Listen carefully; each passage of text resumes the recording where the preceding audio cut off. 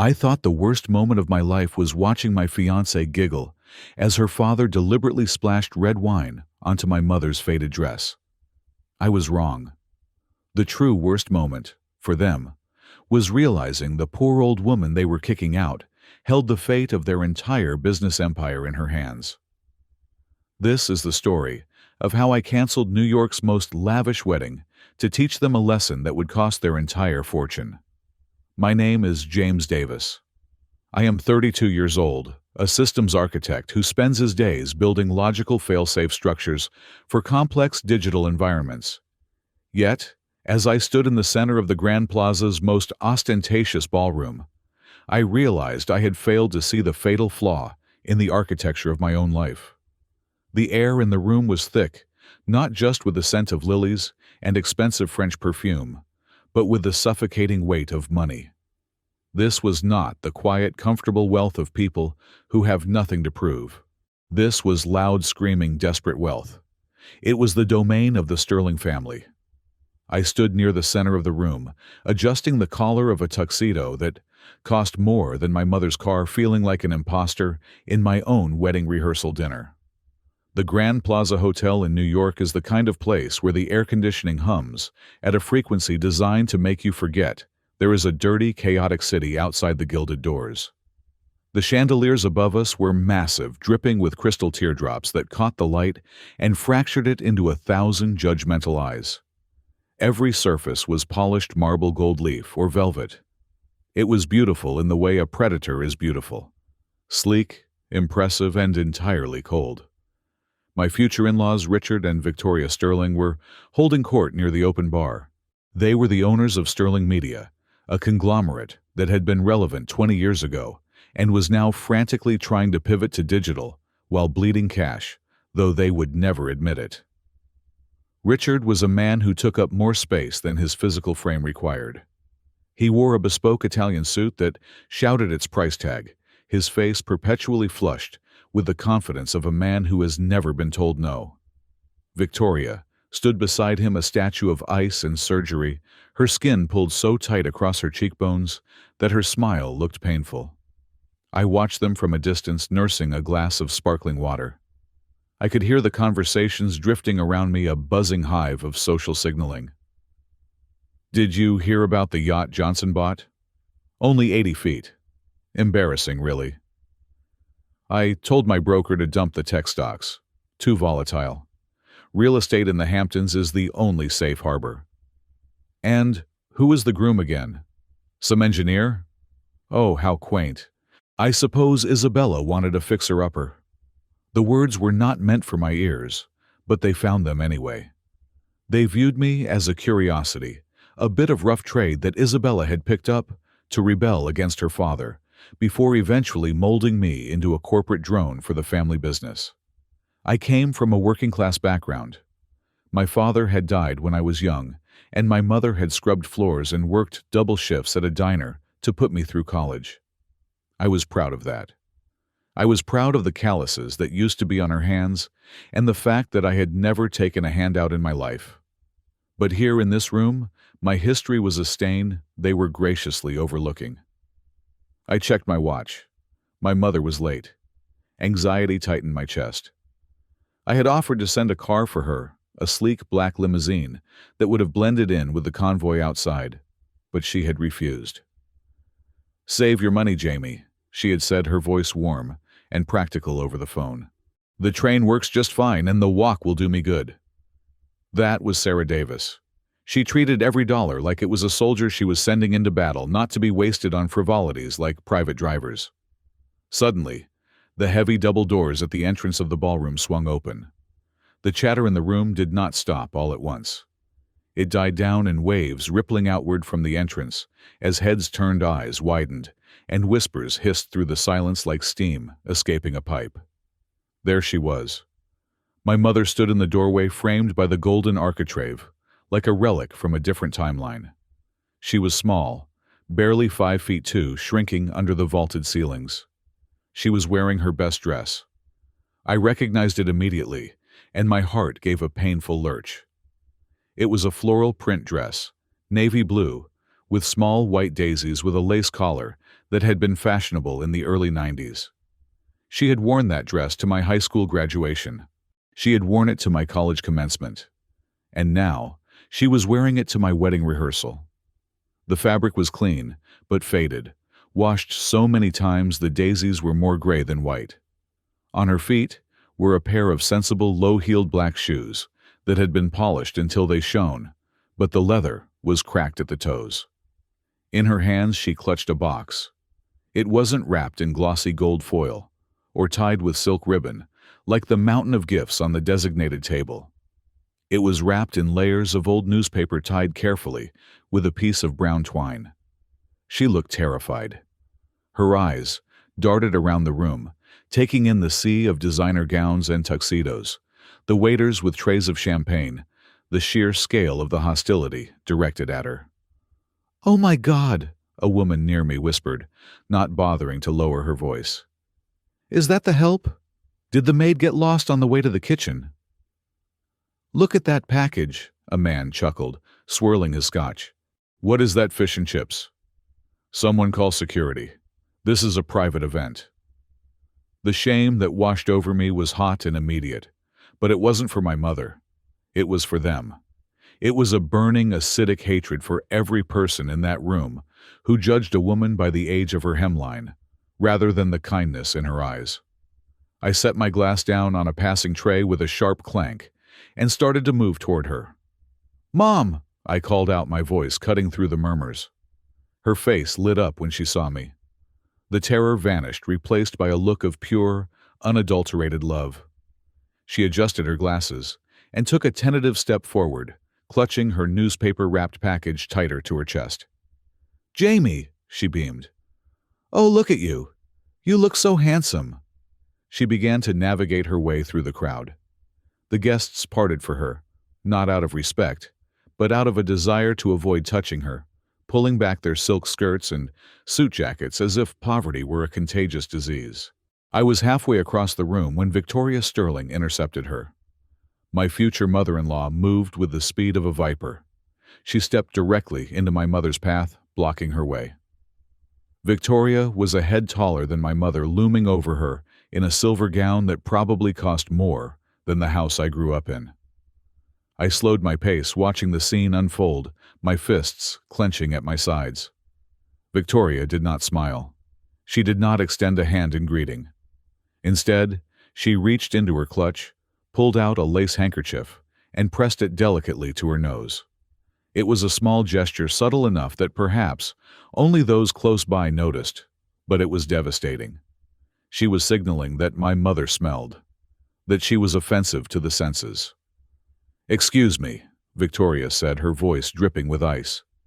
"Deliveries are at the service entrance around the back. You cannot bring whatever that is into the ballroom." My mother stopped, blinking in confusion. "Oh no, Mrs. Sterling, it is me, Sarah, James's mother. We met at the engagement dinner, although it was very brief." Victoria stared at her, her eyes raking over the floral dress and the cracked shoes.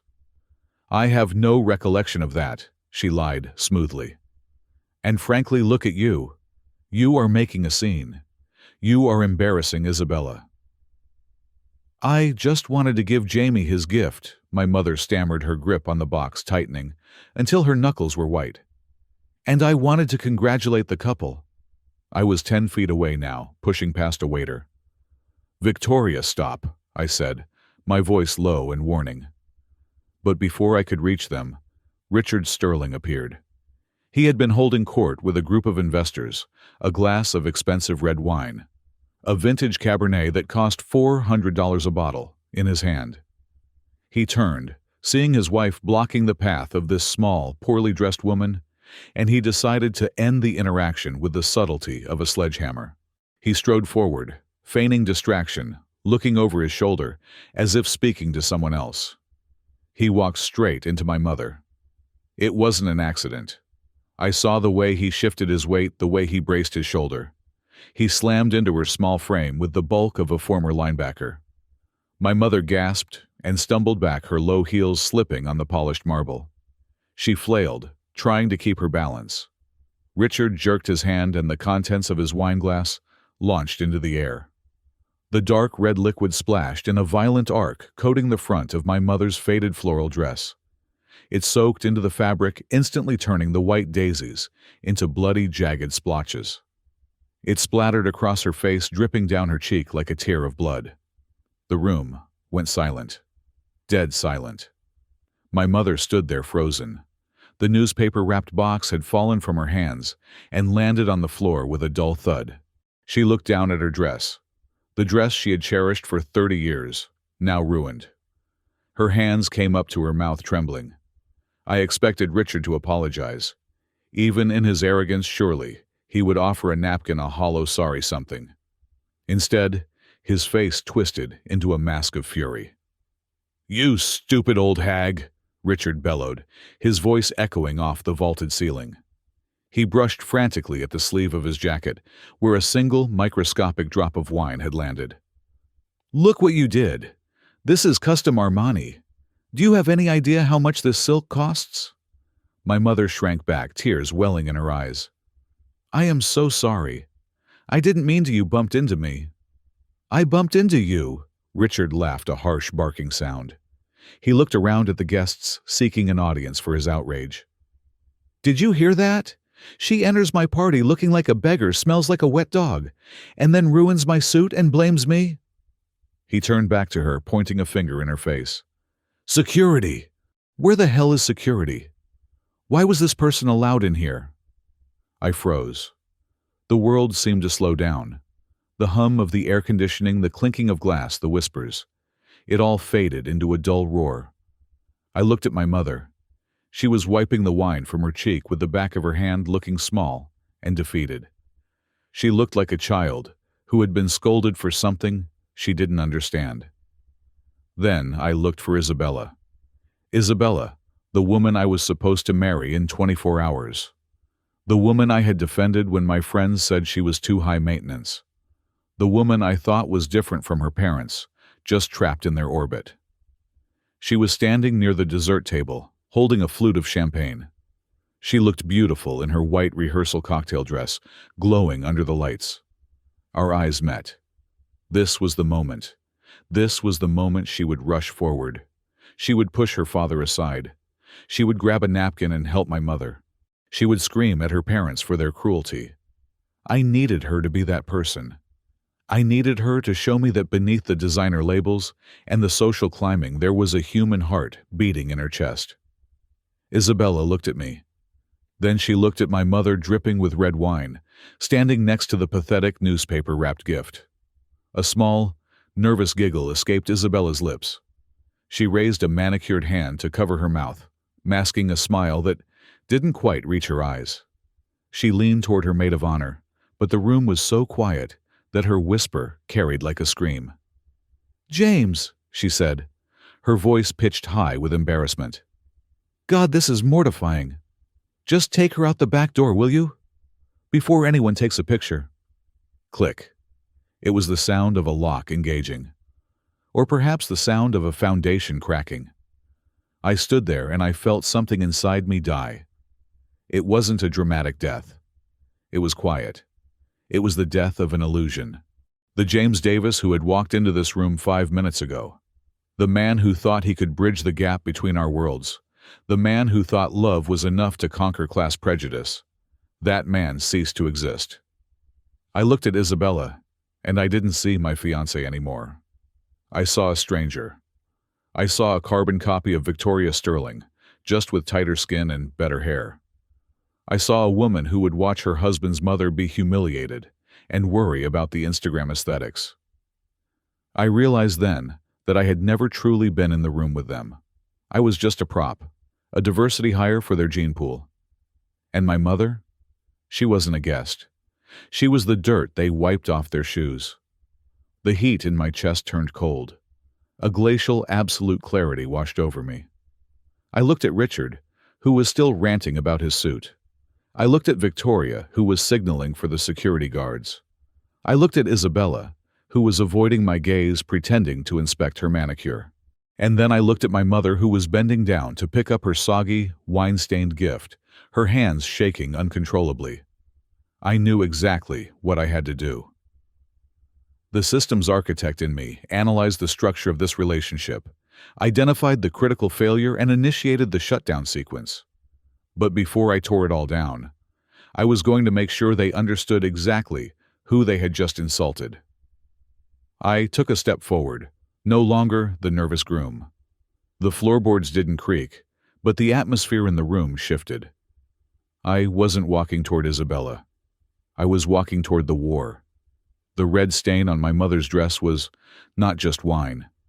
In my eyes, it was a culmination of 3 years of microaggressions, 3 years of swallowing my pride, and 3 years of convincing myself that love required the complete erasure of my dignity. As I watched the crimson liquid drip onto the floor, a montage of humiliation played in my mind, rapid and violent.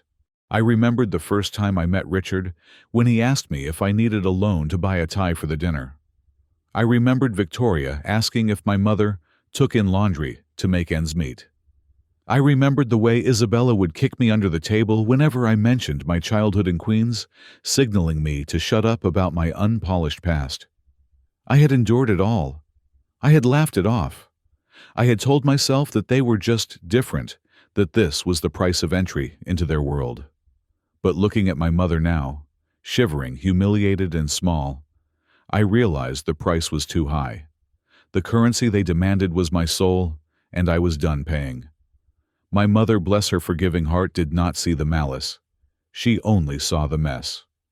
Instinctively, she reached into her purse, a worn leather bag she had bought at a thrift store 10 years ago, and pulled out a packet of tissues. "Oh, Mr. Sterling, I am so sorry," she stammered, her voice trembling with genuine remorse. "Let me help you. Salt helps with red wine, or maybe club soda." She reached out her hand, hovering near the lapel of his ruined jacket, intending only to dab away the liquid. Richard reacted as if he had been touched by a leper. "Don't touch me," he roared. He didn't just step back. He swung his arm out in a violent, sweeping arc. His heavy hand connected with my mother's forearm with a sickening slap. The force of the blow was excessive, fueled by his embarrassment and his rage. My mother was frail. She wasn't built for violence. The shove sent her reeling backward. Her heels slipped on the wine-slicked marble. She gasped, her arms flailing as she tipped dangerously toward the hard stone floor. Something inside me snapped.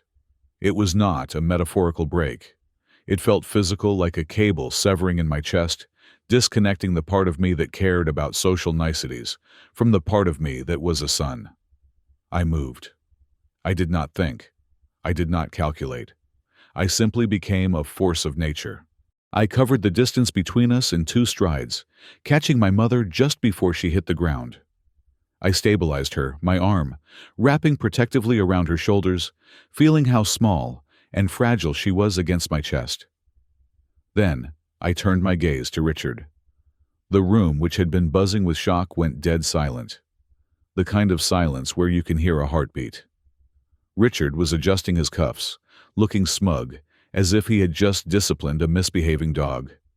He opened his mouth to speak, likely to demand we be thrown out again, but the words died in his throat when he met my eyes. I have always been a calm man. My job requires patience, logic, and a cool head. But at that moment, the architect was gone. In his place was something primal. I felt a coldness wash over my features, a terrifying lack of emotion that was far scarier than screaming rage. I stepped forward, placing myself physically between Richard and my mother. I reached out and grabbed his wrist, the one that had struck her. My grip was iron. I squeezed, digging my thumb into the pressure point until I saw him wince. "If you ever," I said, my voice low, but carrying through the silent ballroom like a gunshot, "touch her again, you will not need a lawyer. You will need a trauma surgeon." I shoved his hand away from me with enough force that he stumbled back, colliding with a waiter and sending a tray of empty glasses crashing to the floor. The sound of shattering glass broke the spell. The room erupted into gasps and frantic whispers. "James! Victoria shrieked, clutching her pearls. "Have you lost your mind? That is your father-in-law." I ignored her. I turned and walked straight to the stage where the wedding band had been playing soft jazz. The lead singer, looking terrified, backed away. I grabbed the microphone from the stand. The feedback whined, a high-pitched screech that made everyone cover their ears, before I steadied it. I looked out at the sea of 300 guests. The bankers, the politicians, the socialites, the people who had spent the last hour making fun of my mother's shoes. "Listen closely," I said. My voice boomed through the speakers, distorted but commanding. "Because I am only going to say this once." I found Isabella in the crowd. She was staring at me, her mouth open, her face pale. "There will be no wedding," I declared. "Go home, take your gifts, take your judgment, and get the hell out of my sight." The explosion of noise was instantaneous. It was chaos. People were shouting, phones were flashing as guests began live streaming the meltdown, and the hotel staff looked around in panic. Isabella broke through the crowd, rushing toward the stage. Her face was not wet with tears of heartbreak. It was twisted with the ugly flush of humiliation. "James!" she screamed, stomping her foot like a petulant child. "Are you insane? Do you have any idea who is here? The mayor is here. The editors of Vogue are here. You are ruining everything." She reached for my arm, her nails digging into my tuxedo jacket. "You are going to apologize to Daddy right now, and then you are going to drag that senile old woman out of here before she does any more damage." The world seemed to freeze again. Senile old woman. That was the final nail. That was the eulogy for our relationship. I looked at her, really looked at her, and I realized that the woman I loved had never existed. I had fallen in love with a mask. I pulled my arm away from her grip with a sharp jerk. "She is not senile," I said, my voice steady and cold, amplified by the microphone I still held. "She is my mother. She worked double shifts for 20 years, so I could have a future. She is worth 1,000 of you." I stepped down from the stage, towering over Isabella. "I tried, Isabella. I tried to fit into this world for you. But I realize now that I don't want to fit in. Because if being civilized means acting like you people, then I would rather be a barbarian." I leaned in close, so only she and her parents could hear the venom in my next words. "I would rather live alone for the rest of my life than spend one more second as the son-in-law of a family so completely devoid of class education and basic human decency." Isabella recoiled, as if I had slapped her. Richard, having recovered his balance and his bluster, stepped forward, his face purple with rage. He pointed a trembling finger at my chest. "You listen to me, you ungrateful little nobody," Richard spat, his spittle flying. "You think you can walk away from us? You think you can humiliate the Sterlings in our own city?" He laughed, a cruel, jagged sound. "I will bury you. I will make a few calls and you will be blacklisted from every firm in New York. You won't be able to get a job sweeping floors. I will make sure you and that wretched mother of yours are begging on the street corner by next week." The threat hung in the air, heavy and poisonous. He meant it. He had the power, the connections, and the pettiness to do exactly that. But strangely, I felt no fear. I felt lighter than I had in years. The golden handcuffs were gone. I looked at Richard with pity. "Do your worst, Richard. But you are going to find out very soon that money does not buy you respect. It just buys you expensive silence. And I am done being silent." I turned my back on him. I turned my back on Isabella, who was now sobbing hysterically into her mother's shoulder. Not for me, but for the scandal. I walked back to where my mother stood. She was still trembling, clutching her purse with white knuckles. I took her hand gently. "Come on, Mom," I said softly, the anger leaving my voice only for her. "Let's go get a burger. I am starving and the food here sucks anyway." She looked up at me, her eyes wide, but she nodded. I led her toward the exit. We had to walk down the center aisle, the very aisle I was supposed to walk down as a groom the next day. The guests parted, like the Red Sea recoiling from us, whispering behind their hands. Flashbulbs popped blindingly in our faces as the paparazzi, sensing blood, crowded the doors. "Is it true the wedding is off? Mr. Davis, did you assault Mr. Sterling? Look this way! Look this way!" I kept my head high, my eyes fixed on the revolving doors at the end of the hall. I gripped my mother's hand tighter, acting as her shield against the onslaught of lights and noise. We did not stop. We did not look back at the sobbing bride or the fuming father. We walked out of the ballroom through the gilded lobby and out into the cool, dark air of the New York night. The noise of the city, honking horns, sirens, the rumble of traffic, sounded like music compared to the poisonous whispers we had just left. I raised my hand and hailed a yellow taxi. It screeched to a halt, a battered old Ford that smelled of stale coffee and pine air freshener. It was the most beautiful thing I had ever seen. I opened the door for my mother and helped her in, then slid onto the cracked vinyl seat beside her. "Where to?" the driver asked, chewing on a toothpick, completely indifferent to the fact that we were dressed in black tie attire. "Queens," I said, exhaling a breath I felt like I had been holding for 3 years. "Just get us to Queens." As the taxi pulled away from the curb, merging into the stream of traffic, the Grand Plaza Hotel receded into the distance, a glowing monument to a life I had just torched. I leaned my head back against the seat and closed my eyes. The adrenaline was beginning to fade, replaced by a dull, throbbing ache in my chest. I had just thrown away my fiancée, my social standing, and likely my career. I was 32 years old, single, and arguably unemployed as of tomorrow morning. I turned to look at my mother, expecting to see her crying. I expected her to be broken by the cruelty she had just endured. But Sarah Davis was dry-eyed. She sat upright, smoothing the fabric of her ruined dress with a slow, deliberate motion. She was looking out the window at the passing skyscrapers, but she wasn't seeing the buildings. She was seeing something else. There was no fear in her face anymore. The timidity she had worn in the ballroom had evaporated. In the flickering light of the street lamps passing by, I saw an expression I had never seen on her face before. It was not sadness. It was calculation. Her jaw was set. Her eyes were hard, gleaming with a fierce, cold intelligence that made her look 20 years younger. It was a look of absolute, terrifying determination. She turned to me, and for a split second, the sweet, simple mother I knew was gone, replaced by a stranger with steel in her spine. "Are you okay, Mom?" I asked, unnerved by her silence. She patted my hand, the ghost of a smile playing on her lips, a smile that didn't look happy but dangerous. "I am fine, Jamie," she said, her voice steady and surprisingly deep. "Better than fine. I am just thinking." "Thinking about what?" She looked back at the retreating lights of the city, toward where the Sterling Empire sat. "Thinking," she whispered, "that it is time I made a withdrawal." The taxi ride to Queens was a journey through time.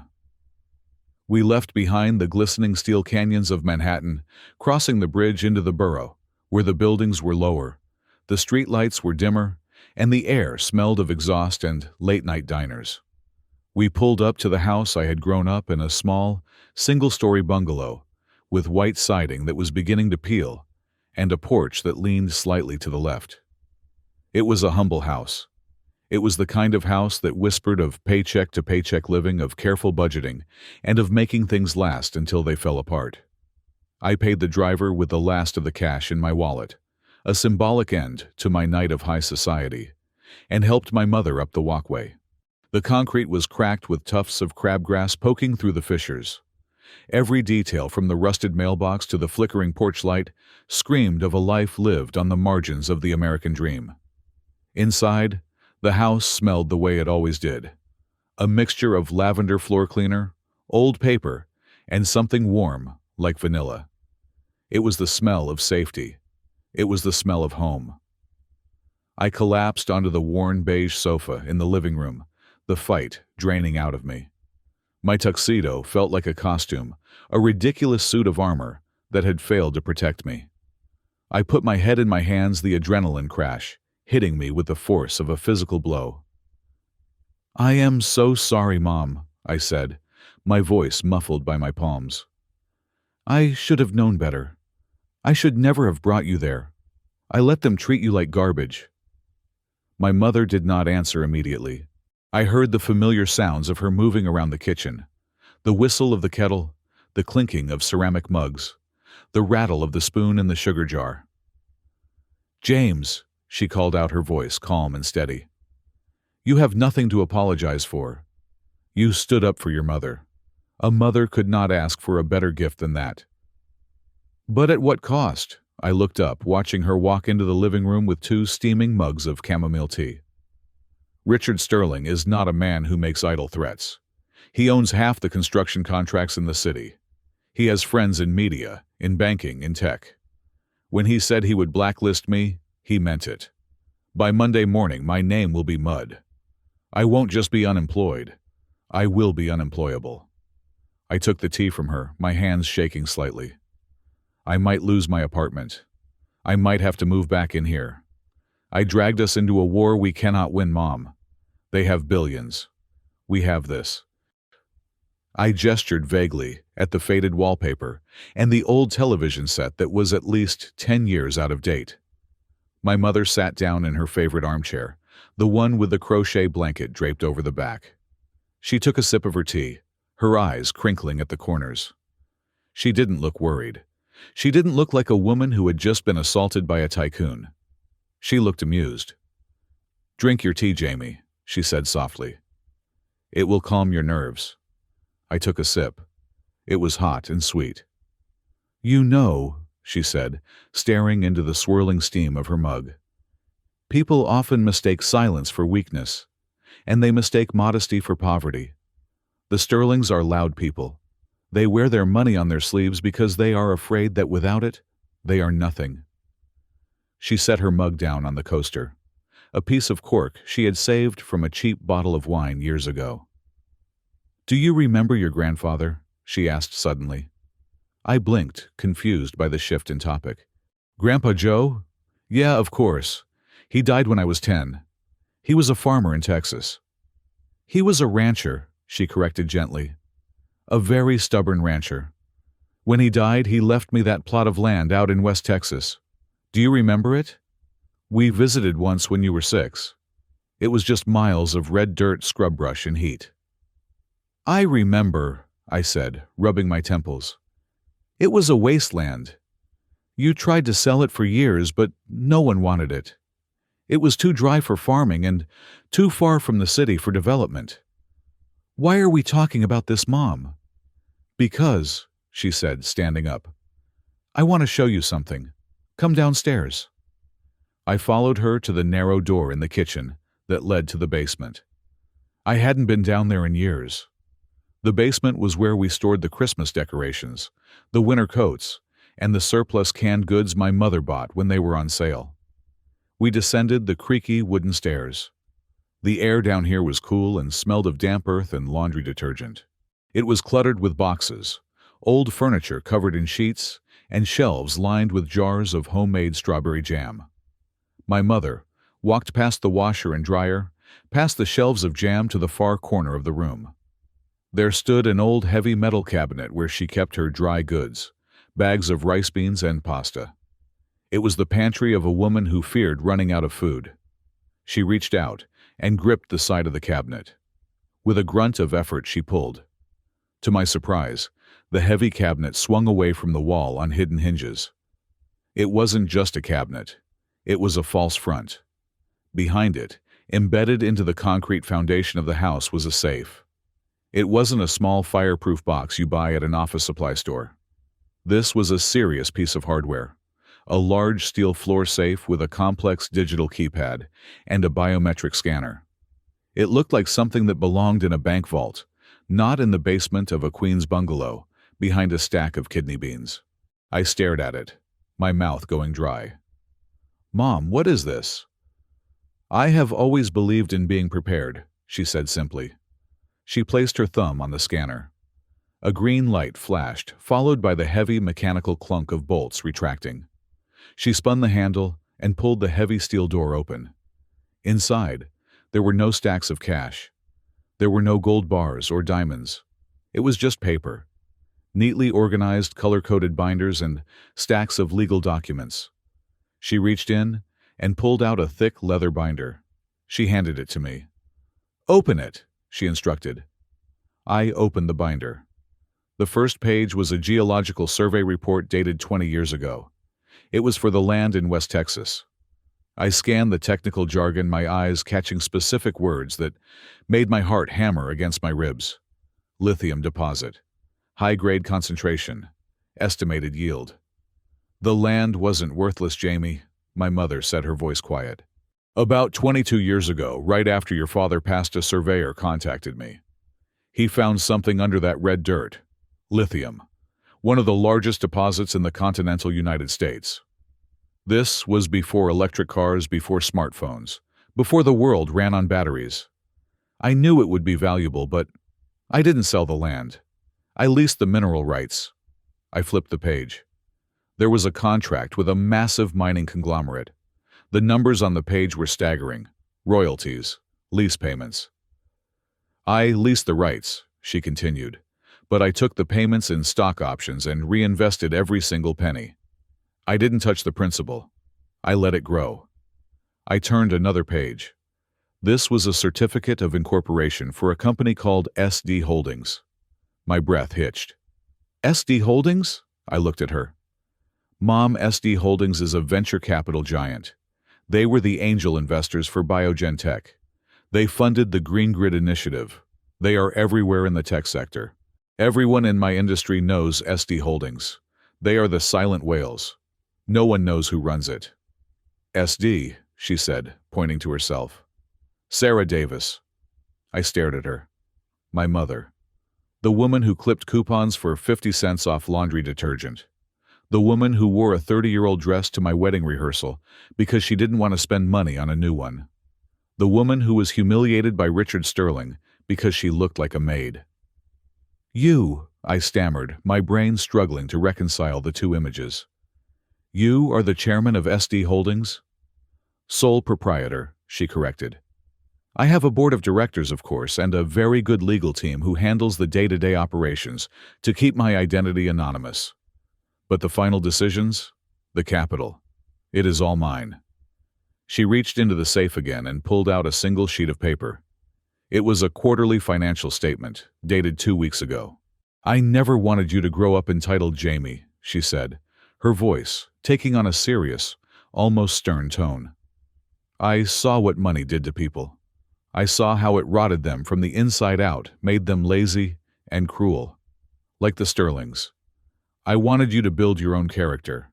I wanted you to value hard work, to understand the value of a dollar, to treat people with respect, regardless of their status. So I hid it. I lived the life I was comfortable with, the life I knew." She handed me the statement. "But I saved it for you. For when you were ready. Or for a rainy day." I looked down at the paper. I looked at the bottom line. Total assets under management. Net worth. I had to read the number 3 times. I had to count the commas. It wasn't millions. It wasn't tens of millions. "Mom," I whispered, my voice cracking. "This says $4 billion. 4.2 technically," she said, adjusting her glasses. "The market has been good to us this quarter." $4 billion. The number was an abstraction. It was too big to comprehend. Richard Sterling, with all his bluster and arrogance, was worth maybe $200 million on a good day, and most of that was leveraged debt and real estate smoke and mirrors. My mother could buy and sell the Sterling family 20 times over before breakfast and not even notice the dip in her bank account. I looked at the woman standing before me. She was still wearing the wine-stained floral dress. She still looked like the kind grandmother next door. But suddenly the context shifted. The thriftiness wasn't necessity. It was a choice. The silence wasn't submission. It was camouflage. She was a dragon, sleeping on a pile of gold disguised as a sheep. "You let them," I started, then stopped shaking my head. You stood there and let Richard Sterling treat you like a beggar.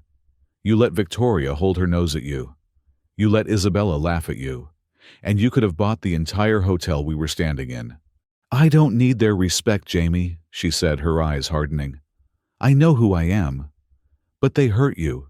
They humiliated my son. And that is a mistake they are going to regret. She walked over to the shelves and moved a jar of apricot preserves aside to reveal a small keypad on the wall. She punched in a code, and the lights in the basement brightened, shifting from a warm yellow to a stark clinical white. I have been patient, she said. I have lived quietly, but silence has its limits. She turned to me, and for the first time I saw the CEO of SD Holdings. I saw the woman who had negotiated mineral rights with multinational corporations and won. James, you are a systems architect. You understand structure. You understand how to find the load-bearing walls of a building and how to bring them down. She tapped the binder in my hands.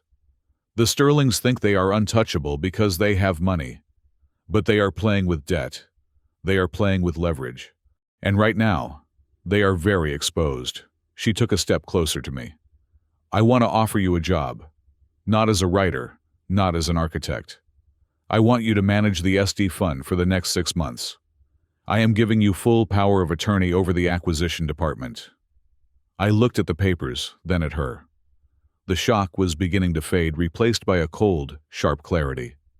The fear I had felt about Richard Sterling's threats evaporated. He had threatened to blacklist me. He had threatened to make me a beggar. He was bringing a knife to a nuclear war.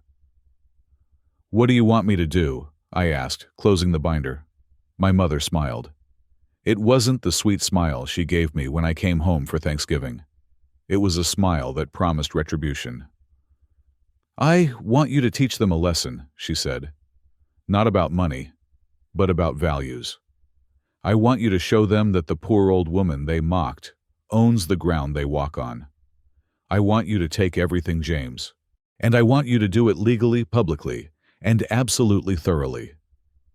She reached out and brushed a stray hair from my forehead, her touch gentle again. They broke your heart, my dear, so we are going to break their bank.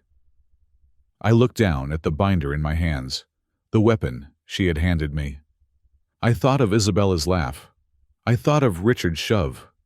I thought of the way they looked at us like we were insects to be crushed. I took a deep breath, the air in the basement tasting different now. It didn't smell like old laundry anymore. It smelled like gasoline. Okay, Mom, I said, a slow smile spreading across my face to match hers. Put the kettle back on. We have work to do. They humiliated you, and they humiliated our family, my mother said, her voice echoing slightly off the concrete walls of the basement. She was no longer the woman who baked cookies. She was the woman who built empires. I do not care what they think of me. I have been underestimated by men like Richard Sterling my entire life. It is my armor. But they do not get to trample on my son. That is where I draw the line. I sat at the small folding table we had set up in the center of the room, surrounded by stacks of files that smelled of dust and old paper. The laptop I had brought down from my old bedroom was humming the screen, casting a blue glow on my face. Then let's see what they are made of, I said, cracking my knuckles. For the next 6 hours we didn't speak about feelings. We didn't speak about the wedding or the heartbreak. We spoke in the language of assets, liabilities, and equity. I was a systems architect. My entire career was built on understanding complex structures, identifying weak nodes, and optimizing flow. A corporation was no different from a software ecosystem. It had inputs, outputs, and critical points of failure. I treated Sterling Media not as a family business, but as a buggy operating system that needed to be debugged. We started with the public filings. Sterling Media was a private company, but they had issued corporate bonds, which meant some of their financials were accessible if you knew where to look. Look at this, I said, pointing to a trend line on the screen. Richard talks about growth, but their operating income has been flat for 5 years. The only reason their revenue looks higher is because they keep acquiring smaller companies. Acquisition through debt, my mother noted, looking over my shoulder. It is a common tactic. You buy revenue to hide the fact that your core business is dying. I dug deeper. I pulled up the records of their recent loans. Richard had been borrowing heavily against the company's assets, and not just for business expansion. I traced withdrawals labeled as consulting fees, paid to shell companies that led right back to personal accounts, used for maintaining his yacht, the Sterling Pride, and their estate in the Hamptons. He is bleeding the company dry to fund his lifestyle, I muttered. He is living on a credit card that is about to max out. But the real smoking gun was buried in a footnote of a quarterly report from 6 months ago. Mom, look at this investment vehicle, I said, highlighting a section. Sterling Media leveraged 30% of its liquid capital into Project Aurora.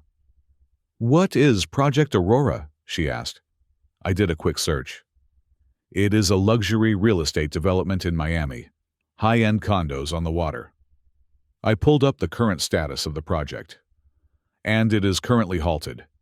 The developer filed for Chapter 11 bankruptcy protection 2 weeks ago. The environmental impact study failed. The land is sinking. I looked up at her. Richard bet the house on a swamp. That money is gone.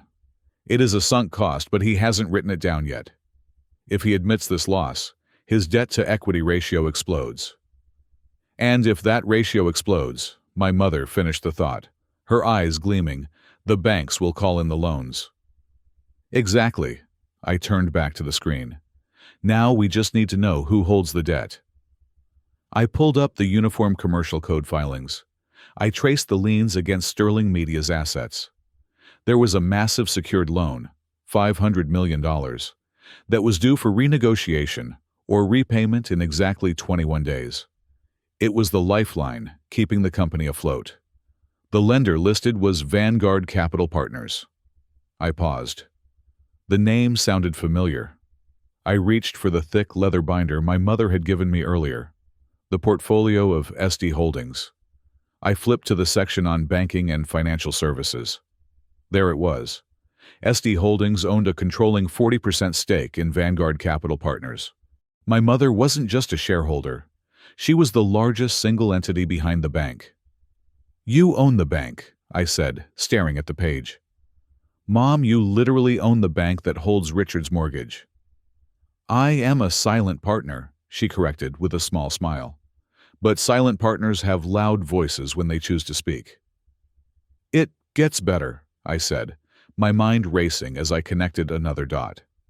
I pulled up the property records for the Sterling Media Tower in Midtown Manhattan.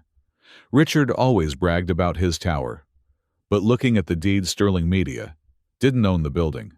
They had sold it 10 years ago to raise cash and leased it back. The owner of the building was a real estate investment trust called Blue Horizon Properties. I grabbed the binder again. I didn't even have to look. I knew. Blue Horizon is one of yours, isn't it? I bought it in 2015, she said, casually pouring more tea. It was a good investment. Steady rental yield. I leaned back in my chair, a laugh bubbling up in my chest. It wasn't a happy laugh. It was the incredulous laugh of someone realizing the enemy had been standing on a trapdoor the entire time. So, I said, summarizing the battlefield. Richard Sterling humiliated us in a hotel ballroom while wearing a suit he probably bought with money he borrowed from your bank. To impress people he invited to a wedding he couldn't afford all, while his company headquarters sits on land that belongs to you. That sums it up nicely, she nodded.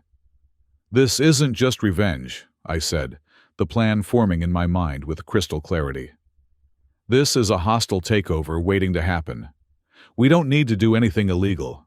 We don't need to plant evidence or make things up. We just need to apply the rules of business. Strict, unyielding contract law. I looked at my mother. I want to restructure them. I don't want to just bankrupt him. I want to take the company. Sterling Media has good assets. The employees, the archives, the distribution network. The rot is at the top. It is Richard and Victoria. Then do it, she said. She opened the safe again and pulled out a notarized document. I prepared this yesterday just in case.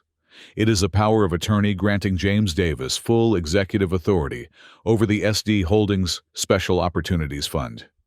It gives you the power to hire, fire, buy, sell, and litigate on my behalf. She handed me the pen. Sign it and you are no longer just an architect. You are the proxy for $4 billion of capital. I signed my name. The ink looked blacker than usual. One more thing, she said, looking me up and down. If you are going to destroy a man like Richard Sterling, you cannot look like his son-in-law. You cannot look like the boy he pushed around. She handed me a credit card. It was black, made of anodized titanium, and heavy. Go to the city tomorrow. Get a haircut. Go to a tailor. Buy the kind of suits Richard thinks he wears but can't actually afford. When you walk into that room, I don't want them to see James the writer. I want them to see James the executioner. The next 48 hours were a blur of transformation. I went to a barber in Chelsea who charged $200 for a haircut and didn't speak a word of English. He cut my hair short, sharp, and aggressive. I went to a bespoke tailor on Madison Avenue who catered to hedge fund managers and foreign diplomats. I bought 5 suits, charcoal navy and black, cut to fit me like a second skin. I bought Italian leather shoes that didn't squeak. I bought a watch that didn't tick. It swept. When I looked in the mirror, I barely recognized myself. The soft edges were gone.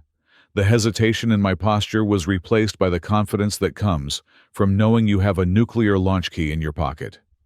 On Wednesday morning, I convened a meeting in a private conference room at the Four Seasons. My mother had arranged for her A-team to fly in. There were 6 of them. 3 corporate litigators from the most feared law firm in Chicago, 2 forensic accountants who used to work for the IRS, and a PR crisis manager who had buried scandals for senators. They didn't look at me like I was a kid. They looked at me like I was the client. "Gentlemen and ladies," I said, standing at the head of the table. I didn't need notes. The plan was burned into my brain. Our target is Sterling Media. Our objective is total acquisition and executive removal. We are going to execute a squeeze on 2 fronts, debt and real estate. I turned to the lead banker, a man named Mr. Henderson who represented Vanguard Capital. "Mr. Henderson, what is the status of the Sterling loan?" "The principal of $500 million is due on February 15th, Henderson said, checking his tablet. "Richard Sterling has already submitted a request for a 5-year extension. Standard procedure would be to grant it, given their past relationship." "Denied," I said flatly. "The request for extension is denied. Cite the Material Adverse Change Clause in the loan agreement. Reference the insolvency of the Project Aurora development in Miami as a threat to their collateral." Henderson raised an eyebrow, impressed. "That is aggressive. It will cause a liquidity crisis immediately." "That is the point," I said. "Notify them that the bank requires full repayment of the principal within 30 days. No grace period. No negotiation." I turned to the real estate lawyer. "What about the lease on the headquarters?"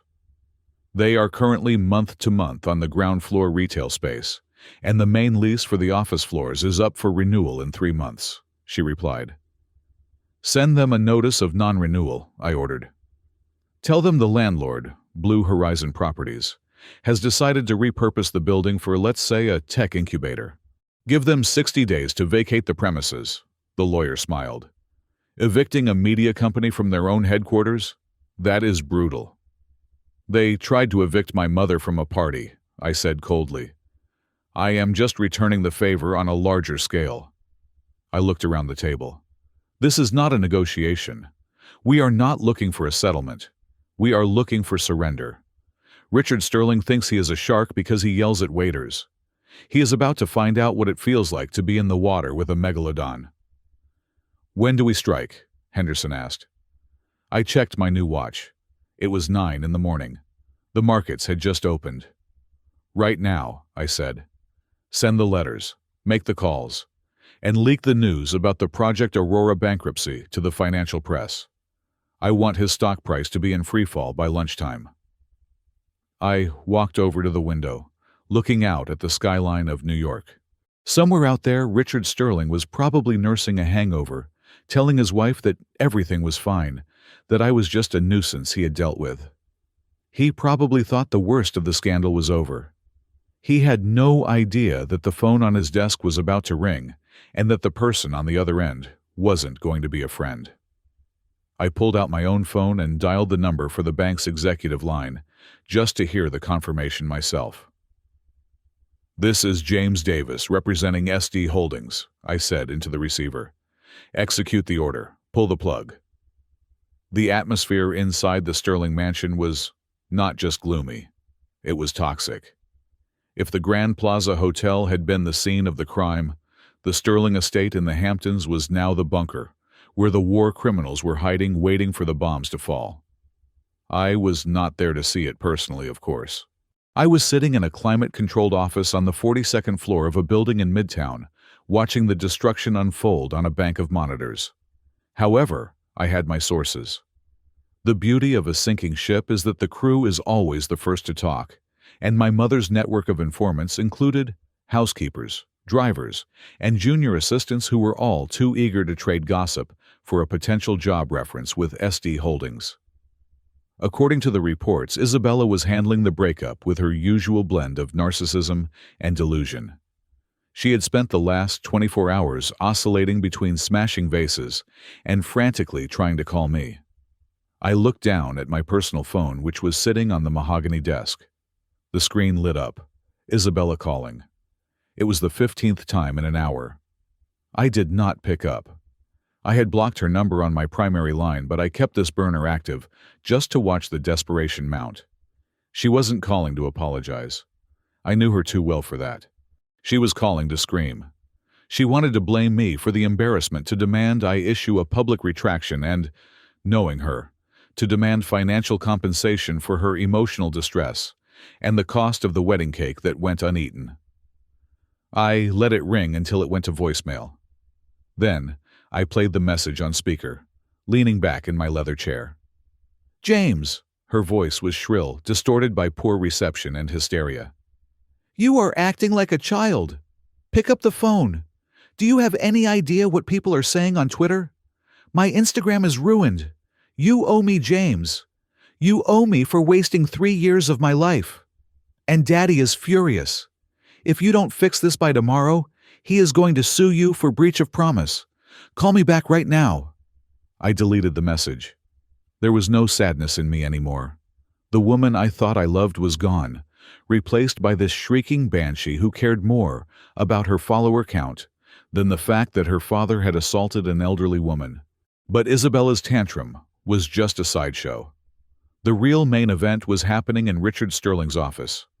At 10 o'clock in the morning, exactly 1 hour after I had given the order, Richard's phone rang. It was the call he had been dreading, though he likely expected a friendly negotiation. He expected a slap on the wrist and an extension. He did not expect the executioner. I wasn't on the line, but Mr. Henderson, the senior banker from Vanguard Capital, recounted the conversation to me later with professional precision. "Mr. Sterling," Henderson had said, his voice devoid of warmth, "we have reviewed your application for the renewal of your $500 million credit facility." "Great, great," Richard had blustered, likely leaning back in his chair, swirling a morning scotch. "Just send over the paperwork, Henderson. I will have my lawyers look at it. We might need to adjust the interest rate down a point given our long history." "I am afraid you misunderstand," Henderson interrupted. "The renewal has been denied. The bank is exercising its right to call in the full principal amount effective immediately. You have 30 days to remit the full balance of $500 million. There must have been a silence on the other end that was heavy enough to crush a diamond. "Excuse me?" Richard's voice reportedly cracked. "Denied? What are you talking about? We have been partners for 20 years. You can't just call in a $500 million loan. That is insane." "It is not insane, Mr. Sterling. It is risk management, Henderson replied smoothly. We are aware of the situation with Project Aurora in Miami. The bankruptcy filing of the development partner constitutes a material adverse change in your collateral package, under Section 4.2 of your loan agreement that triggers an automatic default. We need the cash, now. That is a lie, Richard shouted. Project Aurora is fine. It is just a hiccup. I can fix it. The bankruptcy court records disagree, Henderson said. You have 30 days, Mr. Sterling. If the funds are not wired by close of business on February 20th, we will begin seizing assets. That includes the Sterling Media intellectual property catalog and your personal guarantees. Good day. The line went dead. That was the first domino. When a company as leveraged as Sterling Media takes a hit like that, it does not bleed slowly. It hemorrhages. Financial news travels faster than light. Within 2 hours of the bank's refusal, the rumors hit Wall Street. Sterling Media in liquidity crisis. Bank pulls $500 million line of credit. Is the media giant insolvent? The stock price, which had already taken a beating from the wedding scandal, went into freefall. It opened at $42 a share. By noon, it was trading at $28. Then came the suppliers. This was the part of the plan I had engineered with the most precision. I knew that Sterling Media operated on a net 90 payment term with their vendors. They owed millions to printing presses, digital server farms, and freelance content creators. When those vendors heard the bank was pulling out, panic set in. They didn't want to be the last ones in line when the bankruptcy judge started handing out pennies on the dollar. At 1 o'clock, the phone lines at Sterling Media's headquarters were jammed. This is United Server Farms, one vendor yelled at Richard's terrified assistant. We are shutting down your hosting services unless we get paid the $2 million you owe us by 5 o'clock today. Wire transfer only, no checks.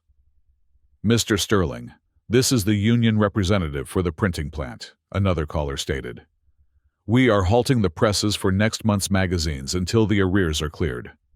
Richard Sterling spent the afternoon running around his office like a rat in a burning maze. He called his friends, the other CEOs, the hedge fund managers, the politicians he had donated to for years. Bob, it is Richard. How are you? Listen, I am in a bit of a temporary cash flow pinch. Just a misunderstanding with the bank. I was wondering if we could expedite that merger we talked about. Richard, old buddy, Bob replied, his voice distant and cold. I would love to help, really. But my board is very strict about due diligence. And with the news about your loan, well, it is just not a good time. Let's do lunch next year, okay? Click. Senator, it is Richard Sterling. I need a favor. I need you to call the regulators, get the bank off my back. Richard who? Oh, Mr. Sterling. The senator is actually in a closed session. And frankly, after that video of you assaulting an elderly woman at your daughter's wedding, the senator thinks it is best we pause our association. Prudence, you understand. Click. One by one, the doors slammed shut. The man who thought he owned New York discovered that he was merely renting his reputation, and the lease had just expired. By 4 o'clock, Richard was slumped in his chair, his tie undone, staring at a bottle of scotch that was now half empty. Victoria was pacing the room, popping Xanax like they were breath mints. We are going to lose everything, Victoria whispered, her voice trembling. The house in the Hamptons, the penthouse, the art collection. Richard, do something. I am trying, he roared, slamming his fist on the desk. Everyone is blocking me. It is like there is a conspiracy. He wasn't wrong. There was a conspiracy. It was a conspiracy of one, sitting in a quiet office 40 blocks away, eating a bagel and drinking tea. That was when I played the ace. I nodded to the broker sitting across from me in my office. He was a shark named Marcus, a man who specialized in distressed assets. He worked for a shell company that was wholly owned by SD Holdings, though Richard would never know that. Make the call, I said. Marcus dialed Richard's private number. Mr. Sterling, Marcus, said, his voice smooth as silk. My name is Marcus Thorne. I represent a private equity group, an angel investor, if you will. We have been watching the market activity today. I am not selling, Richard barked, though his voice lacked conviction. Of course not, Marcus soothed. But we understand you have a liquidity issue with Vanguard Capital. $500 million is a lot of money to find in 30 days. My client is willing to step in. Richard went silent. He was drowning, and someone had just thrown him a life preserver. What are the terms? We will purchase the debt from Vanguard and restructure it, Marcus explained. We will inject an additional $100 million in operating capital immediately to pay off your vendors and stabilize the stock price. We save the company. We save your reputation. And in exchange? Richard asked suspiciously. In exchange, my client requires a 60% equity stake and control of the board of directors, Marcus said. We want the power to restructure. You stay on as CEO nominally, but the board makes the decisions. 60%. That is a hostile takeover, Richard gasped. No, Mr. Sterling, Marcus corrected. That is a rescue mission. The alternative is bankruptcy asset seizure and you moving into a one-bedroom apartment in New Jersey. The offer expires in 48 hours. Richard hesitated. I could practically see the gears turning in his head. He was trapped. If he said no, the bank would eat him alive. If he said yes, he lost control, but he kept his title, his house, and his illusion of power. For a man like Richard, the illusion was everything. Who is the client? Richard asked. They prefer to remain anonymous for now, Marcus lied effortlessly. They value privacy. However, they would like to finalize the deal and meet you personally at the Gala of Light tomorrow night. It will be a public show of faith, a handshake in front of the city's elite to show that Sterling Media is back on top. The Gala of Light, the biggest charity event of the year. Every camera in New York would be there. It was the perfect stage. Okay, Richard whispered, a broken man clutching at straws. Okay, I will meet them. We have a deal. I signaled Marcus to hang up. I leaned back in my chair, exhaling a long breath. Phase 1 was complete. They had taken the bait. I stood up and walked over to the closet in the corner of the office. Inside hung the tuxedo I had bought yesterday, a midnight blue bespoke suit with black satin lapels. It was sharp, modern, and intimidating. My phone buzzed again. It was a text from Isabella. James, please. I am scared. Daddy is crying. Mom is sick. Why are you doing this? I thought you loved me. I stared at the screen.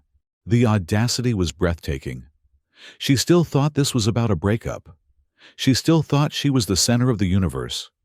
She didn't realize that she was just collateral damage in a much larger correction of the universe's moral balance. I didn't reply. Instead, I sent a text to my mother. They accepted the meeting. The trap is set. Her reply came back instantly. Good. I have picked up my dress. It is red. I thought it appropriate. I smiled. Red. The color of power. The color of war. And ironically, the color of the wine they had spilled on her. I left the office and hailed a cab to go pick up my mother. We had preparations to make. We had to rehearse our entrance.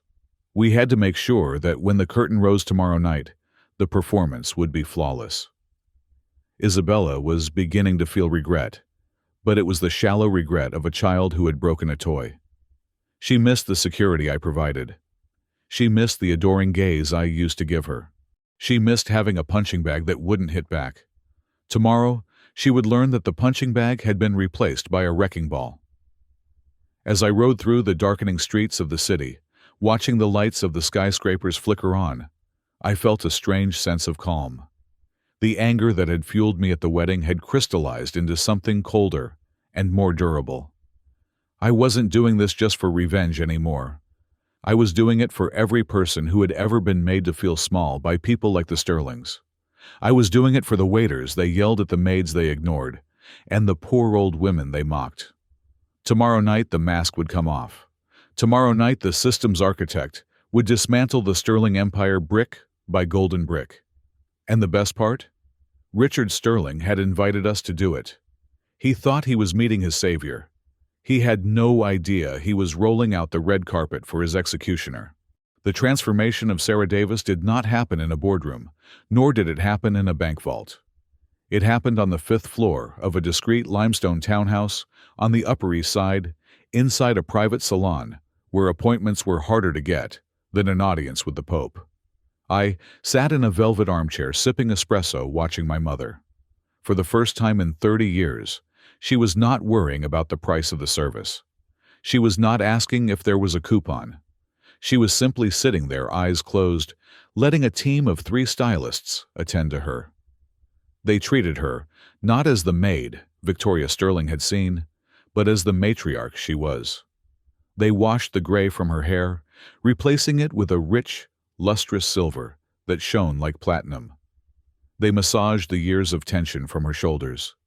They manicured the hands that had scrubbed floors and changed diapers, softening the calluses, until her skin looked as gentle as her heart. When the lead stylist finally spun the chair around, I felt a lump form in my throat that was so large I could barely swallow.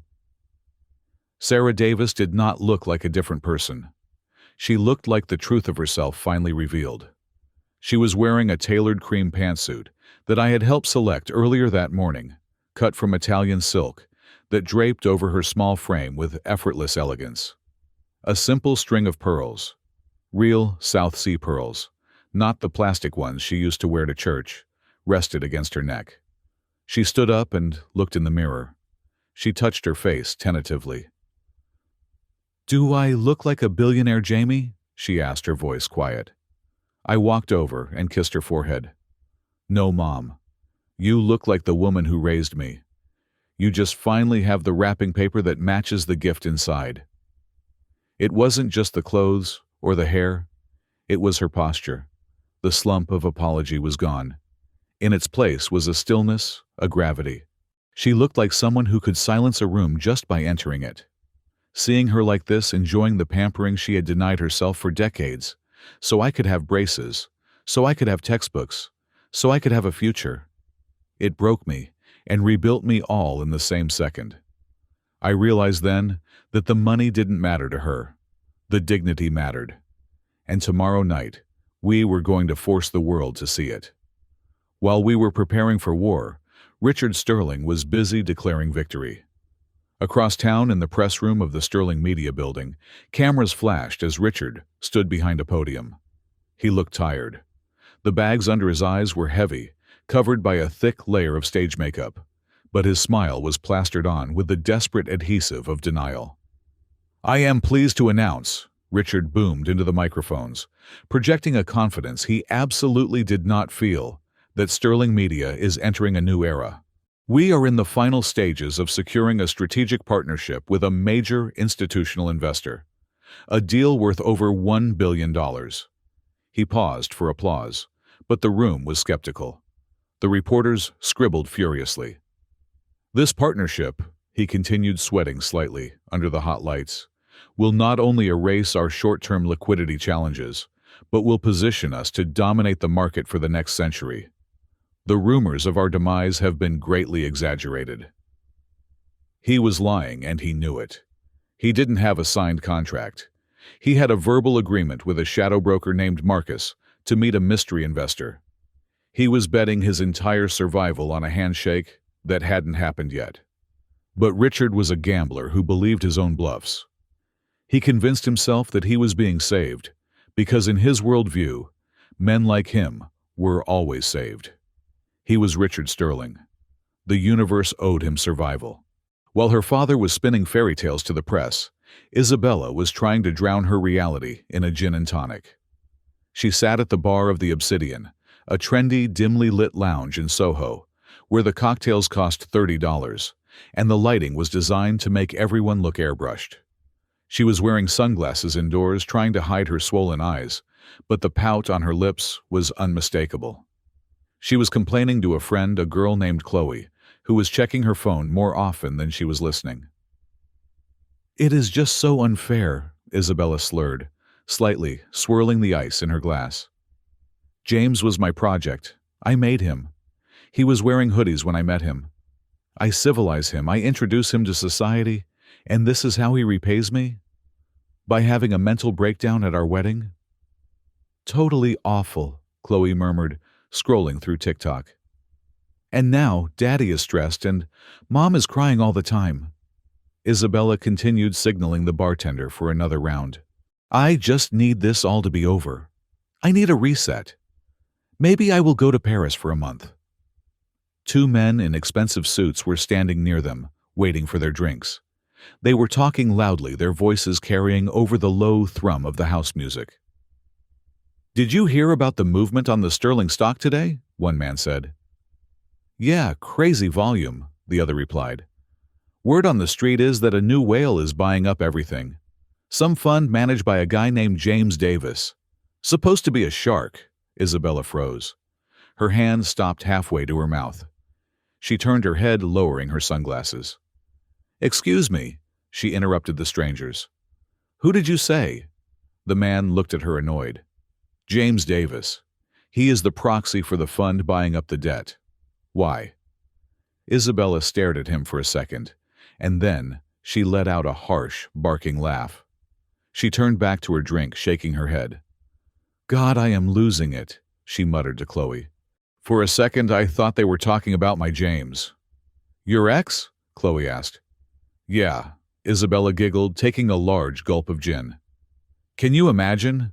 James Davis, the billionaire investor? Please. The only thing my James knows how to invest in is paperback books and cheap coffee. It must be a common name. Just a cosmic joke. She dismissed the truth, because it was too impossible to fit into her small, shallow world. In her mind, I was static. I was a fixed point of poverty. The idea that I could be the shark circling her family's boat was simply not a variable she could compute. But the fear was about to become tangible. Later that afternoon, a courier motorcycle pulled up to the wrought iron gates of the Sterling mansion. The driver handed a small, brown paper package to the security guard who scanned it and brought it inside to the drawing room where Richard and Victoria were arguing about which jewelry to sell next. A package, sir, the guard said. No return address. Just marked for the groom's father-in-law. Richard frowned, snatching the package. Probably a gift from the new investors. A gesture of goodwill. He tore open the paper. It wasn't a box of cigars. It wasn't a gold watch. It was a bottle of wine. But it wasn't the vintage Cabernet he drank. It was a bottle of Red Mountain Blend, a bottom-shelf sugary wine sold at gas stations for $5. It was the exact brand of cheap wine my mother used to buy for Sunday dinners, because it was all she could afford. It was the wine that smelled of vinegar and desperation. Taped to the bottle was a note typed on plain white paper. No signature. Just 5 words. Drink to the downfall. Cheers. Richard stared at the bottle, his face turning a dangerous shade of purple. What is this? He shouted, holding the bottle by the neck like a weapon. Is this a joke? Who sent this trash? He hurled the bottle across the room. It smashed against the fireplace, the dark red liquid exploding outward, staining the white marble hearth. It looked like a gunshot wound. Victoria gasped, jumping back. She stared at the red puddle spreading on the floor. Her hand flew to her mouth, her eyes wide with a sudden dawning horror. The wine, she whispered. What? Richard snapped, pacing the room. It is a prank, Victoria. Some sick internet troll found our address. No, Richard, Victoria said, her voice trembling. She pointed a shaking finger at the stain. Look at it. It looks just like the stain on that woman's dress. Richard stopped pacing. He looked at the mess. Sarah Davis, he scoffed. Don't be stupid. That woman probably can't afford the postage to send this. It is a coincidence. Is it? Victoria walked over to the window, hugging her arms around herself. A chill had settled into her bones that the central heating couldn't chase away. First the loan is called, then the vendors turn on us, then this. Richard, I feel like we are being hunted. Paranoia, Richard dismissed her, pouring himself a drink from his crystal decanter. "We have the meeting tomorrow. The gala. We are going to be saved. Stop seeing ghosts, Victoria." But Victoria kept staring out the window into the gathering dark. She knew something her husband didn't. She knew that women who are humiliated don't always fade away. Sometimes they wait. While the Sterlings were unraveling, my team was tightening the noose. I was back in the war room at the Four Seasons. The pizza boxes were piled high, and the coffee was flowing. The mood was electric. My lead analyst, a brilliant young woman named Sarah, a coincidence that made my mother smile, turned her monitor toward me. "We just crossed the threshold, James," she said. I looked at the numbers. Through a series of shell companies, blind trusts, and aggressive market buys throughout the day, SD Holdings had acquired 17% of the outstanding floating stock of Sterling Media. Combined with the debt we controlled, which gave us the right to convert to equity in the event of a default, our effective control position was now 51%. We didn't just have a seat at the table. We owned the table. We owned the chairs. We owned the wood the floor was made of. "It is done," I said, leaning back, feeling the weight of the moment. "We have the veto. We have the kill switch." "Do we initiate the takeover now?" Mr. Henderson asked. "We could file the 13D form with the SEC tonight. We could lock them out of the building by morning." I shook my head. "No, not yet. If we do it on paper, it is just business. Richard will spin it. He will say he retired. He will take a golden parachute and walk away with his ego intact." I stood up and walked to the window, looking out at the city lights. "We wait for the gala," I said. "He wants a public meeting, he gets one. I want him to look me in the eye when he realizes he is lost. I want him to know that it wasn't market forces that killed him. It was me." Later that night, the city was quiet. I sat in the penthouse suite with my mother. The lights were off, save for the glow of the city skyline drifting in through the floor-to-ceiling windows. I was practicing my speech. I was rehearsing the exact words I would say to Richard when I revealed myself. I was refining the dagger thrust. "I will tell him," I muttered to the glass, "that his arrogance was his liability. I will tell him that he is evicted from his own life." "James," my mother's voice cut through the darkness. She was sitting on the sofa, silhouetted against the light of the Empire State Building. She wasn't looking at me. She was looking at her hands. "Come sit with me." I walked over and sat beside her. "You are enjoying this," she said. It wasn't an accusation, just an observation. "They deserve it, Mom," I said, feeling the heat rise in my chest again. "After what they did to you, they deserve to be destroyed." "Justice is necessary," she said softly. "But hate? Hate is a poison you drink expecting the other person to die." She turned to me, her eyes catching the light. "Tomorrow we take back our dignity. We protect our family. But James, promise me one thing." "Anything." "Do not become them," she said sternly. "Richard Sterling enjoys hurting people. He derives power from making others feel small. If you destroy him just because it feels good, if you revel in his pain, then the money has already changed you. You do this for justice. You do this for the employees he is mistreating. You do this to stop a bully. But you do not do it for cruelty." I looked at her. Even with $4 billion to her name, she was still the moral compass I had always needed. She was right. It was easy to get drunk on power. It was easy to want blood. "I promise," I said, taking her hand. "Justice, not cruelty." She squeezed my hand. "Good. Now go to sleep. You have a big day tomorrow. You have to fire your father-in-law." I went to my room, but I didn't sleep. I stood by the window watching the traffic below. The cars looked like red and white blood cells moving through the arteries of the city. Somewhere out there in the dark, the stage was set. The invitations had been sent. The players were in position. I touched the cold glass of the window.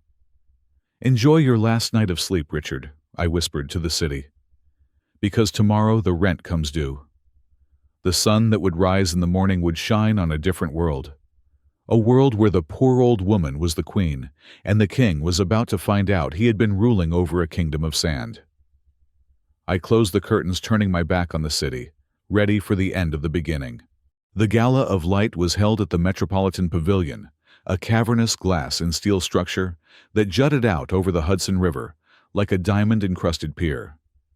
It was the kind of event where a table for 10 cost $50,000, and the hors d'oeuvres were smaller than a postage stamp, but cost more than a Honda Civic. It was a charity event ostensibly, but everyone knew the real purpose. It was a livestock auction for the social elite, where status was traded, alliances were forged, and net worth was measured by the proximity of your seat to the stage. Tonight, however, the air inside the pavilion felt less like a celebration and more like a feeding frenzy. The sharks were circling, and the water smelled of blood. I stood on the mezzanine level for a moment, hidden by a heavy velvet curtain, watching the floor below. I saw them immediately, the Sterling family. They were putting on a masterclass in deception. Richard Sterling was moving through the crowd with the frantic energy of a man trying to outrun an avalanche. He was slapping backs, laughing too loudly at jokes that weren't funny, and practically vibrating with anxiety. He wore a tuxedo that looked a size too tight, likely due to the stress eating of the last 48 hours. Victoria was beside him, draped in a gold sequined gown that was aggressively shiny. She was gripping a glass of champagne like a lifeline, her eyes darting around the room, scanning every face, searching for the mysterious savior who had promised to bail them out. They looked desperate. They looked tacky. They looked exactly like the people they claimed to despise. "Are you ready?" my mother asked from beside me. I turned to look at her, and even I, her son who had seen the transformation yesterday, had to take a breath. Sarah Davis was gone. In her place stood a queen. She was wearing a gown of deep midnight blue velvet that absorbed the light rather than reflecting it. It was regal, modest, and incredibly expensive. Around her neck sat a necklace that would have made Victoria Sterling weep with envy. It was a cascade of platinum and sapphires, surrounded by real, flawless diamonds. These were not the cloudy, low-grade stones Victoria bought from outlet malls. These were rocks that had their own insurance policies. My mother stood tall, her silver hair swept up in an elegant chignon. There was no trace of the timid woman who had apologized for existing at the rehearsal dinner. Her chin was up. Her shoulders were back. "I am ready if you are," I said, offering her my arm. "Let's go introduce ourselves." We did not enter through the main doors, where the paparazzi were screaming at C-list celebrities. We took the private elevator down to the VIP entrance, the one reserved for heads of state, and the kind of billionaires who don't like to wait in line. As the elevator doors slid open, we were greeted not by a security guard, but by Arthur Pendleton, the chairman of the New York Business Association, and arguably the most powerful man in the room. "Mrs. Davis," Arthur said, bowing his head respectfully. "It is an absolute honor to finally meet the force behind the SD Fund. We have been trying to get you to one of these for a decade." "Arthur," my mother replied, her voice smooth and cultured. "I apologize for the delay. I prefer to keep a low profile, but tonight is a special occasion." "Indeed," Arthur smiled, glancing at me. "And this must be James, the new proxy. I heard rumors about your aggressive moves on the market yesterday. Impressive work." "Thank you, sir," I nodded. "Shall we?" Arthur gestured to the ballroom entrance. He led us in. When you walk into a room with the chairman of the board on one side and a $4 billion portfolio on the other, the atmosphere changes. It is a physical shift. As we stepped onto the main floor, the crowd parted. It wasn't the recoiling parting we had experienced at the wedding where people stepped back to avoid contamination. This was the parting of the Red Sea. It was a mixture of curiosity, respect, and fear. Whispers started instantly. "Who is that with Pendleton? Is that the royalty from Europe?" Look at those sapphires. My God, look at the size of them. That is Sarah Davis. The rumor is she is the one buying up all the debt in the city. We moved through the room slowly, stopping to shake hands with the few people who actually mattered. The mayor, the governor, the CEO of the rival media conglomerate. My mother handled them with effortless grace, discussing interest rates and urban development policy, as if she hadn't spent the last 20 years watching soap operas in a queen's bungalow. I kept my eyes on the Sterlings. They were currently cornered near the ice sculpture, trying to extract themselves from a conversation with a boring real estate agent so they could continue their hunt for Mr. Thorne's client. Isabella was the first to see us. She was standing about 30 feet away, looking bored and miserable. She was holding a martini, tapping her foot clearly, wishing she was anywhere else. Her eyes were scanning the crowd, likely looking for a photographer to take a picture of her outfit. Her gaze swept over the room past us and then snapped back. She froze. I saw the recognition hit her in slow motion. First, she saw the suit, the midnight blue tuxedo that fit me perfectly. Then, she saw the face. She blinked, shaking her head as if to clear a hallucination. She squinted. I looked straight at her and smiled. It wasn't a warm smile. It was the shark smile I had practiced in the mirror. Isabella's mouth fell open. Her hand went limp. The martini glass slipped from her fingers. Smash. The sound of shattering glass cut through the ambient chatter. It was a poetic echo of the wine glass her father had broken, of the wine glass that had started this whole war. The clear liquid splashed over her designer shoes, but she didn't even look down. She was staring at me, her face pale as a sheet. "James?" She mouthed the word soundless. The sound of the breaking glass drew attention. Richard and Victoria turned around, annoyed by their daughter's clumsiness. "Isabella, for God's sake," Richard hissed. "Pull yourself together. We are trying to find the investor." "Dad," Isabella stammered, pointing a shaking finger at me. "Dad, look." Richard turned, following her finger. He saw me. For a second, he didn't recognize me. He saw a tall, confident man in a $5,000 suit, standing next to a regal woman in blue velvet chatting with the mayor. Then the pieces clicked. "Is that the writer?" Richard squinted, confusion warring with disbelief. "What is he doing here? How did he get in?" "And who is that woman?" Victoria whispered, adjusting her glasses. "She looks familiar." At that moment, Arthur Pendleton stepped away, leaving my mother and me standing in a small clearing in the center of the room. The spotlight literally and figuratively was on us. I leaned down to my mother. "Here they come." Richard and Victoria, driven by a mix of curiosity and the need to assert dominance, began to push their way toward us. Richard buttoned his jacket, puffing out his chest. He was going to kick us out. He was going to make a scene. He was going to play the big man one last time. They reached us, breathless and flushed. "You!" Richard barked, pointing a finger at me. "What the hell do you think you are doing here? This is a $5,000 a plate dinner, not a soup kitchen. Security!" The crowd around us went silent. People loved a scene, especially when it involved Richard Sterling making a fool of himself. I didn't flinch. I took a sip of my sparkling water. "Hello, Richard. Lovely party, though the shrimp is a bit rubbery." "Don't you get smart with me," Richard snarled. "I don't know who let you in or where you rented that suit, but you are leaving. Now, and take your mother with you." He gestured dismissively at the woman standing beside me, barely looking at her.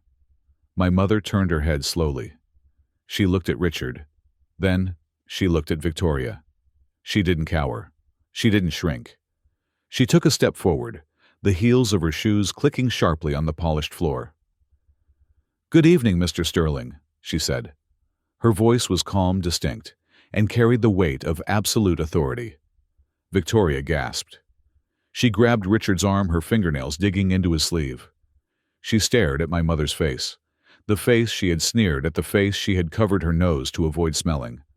But now that face was framed by diamonds and power. "You," Victoria stammered, her voice breathless with shock. You are the woman from the wedding, the housekeeper." "I am not a housekeeper," my mother said, a small, cold smile playing on her lips. "And I am not a charity case." She extended a hand, but not to shake. She extended it to gesture to the room around us.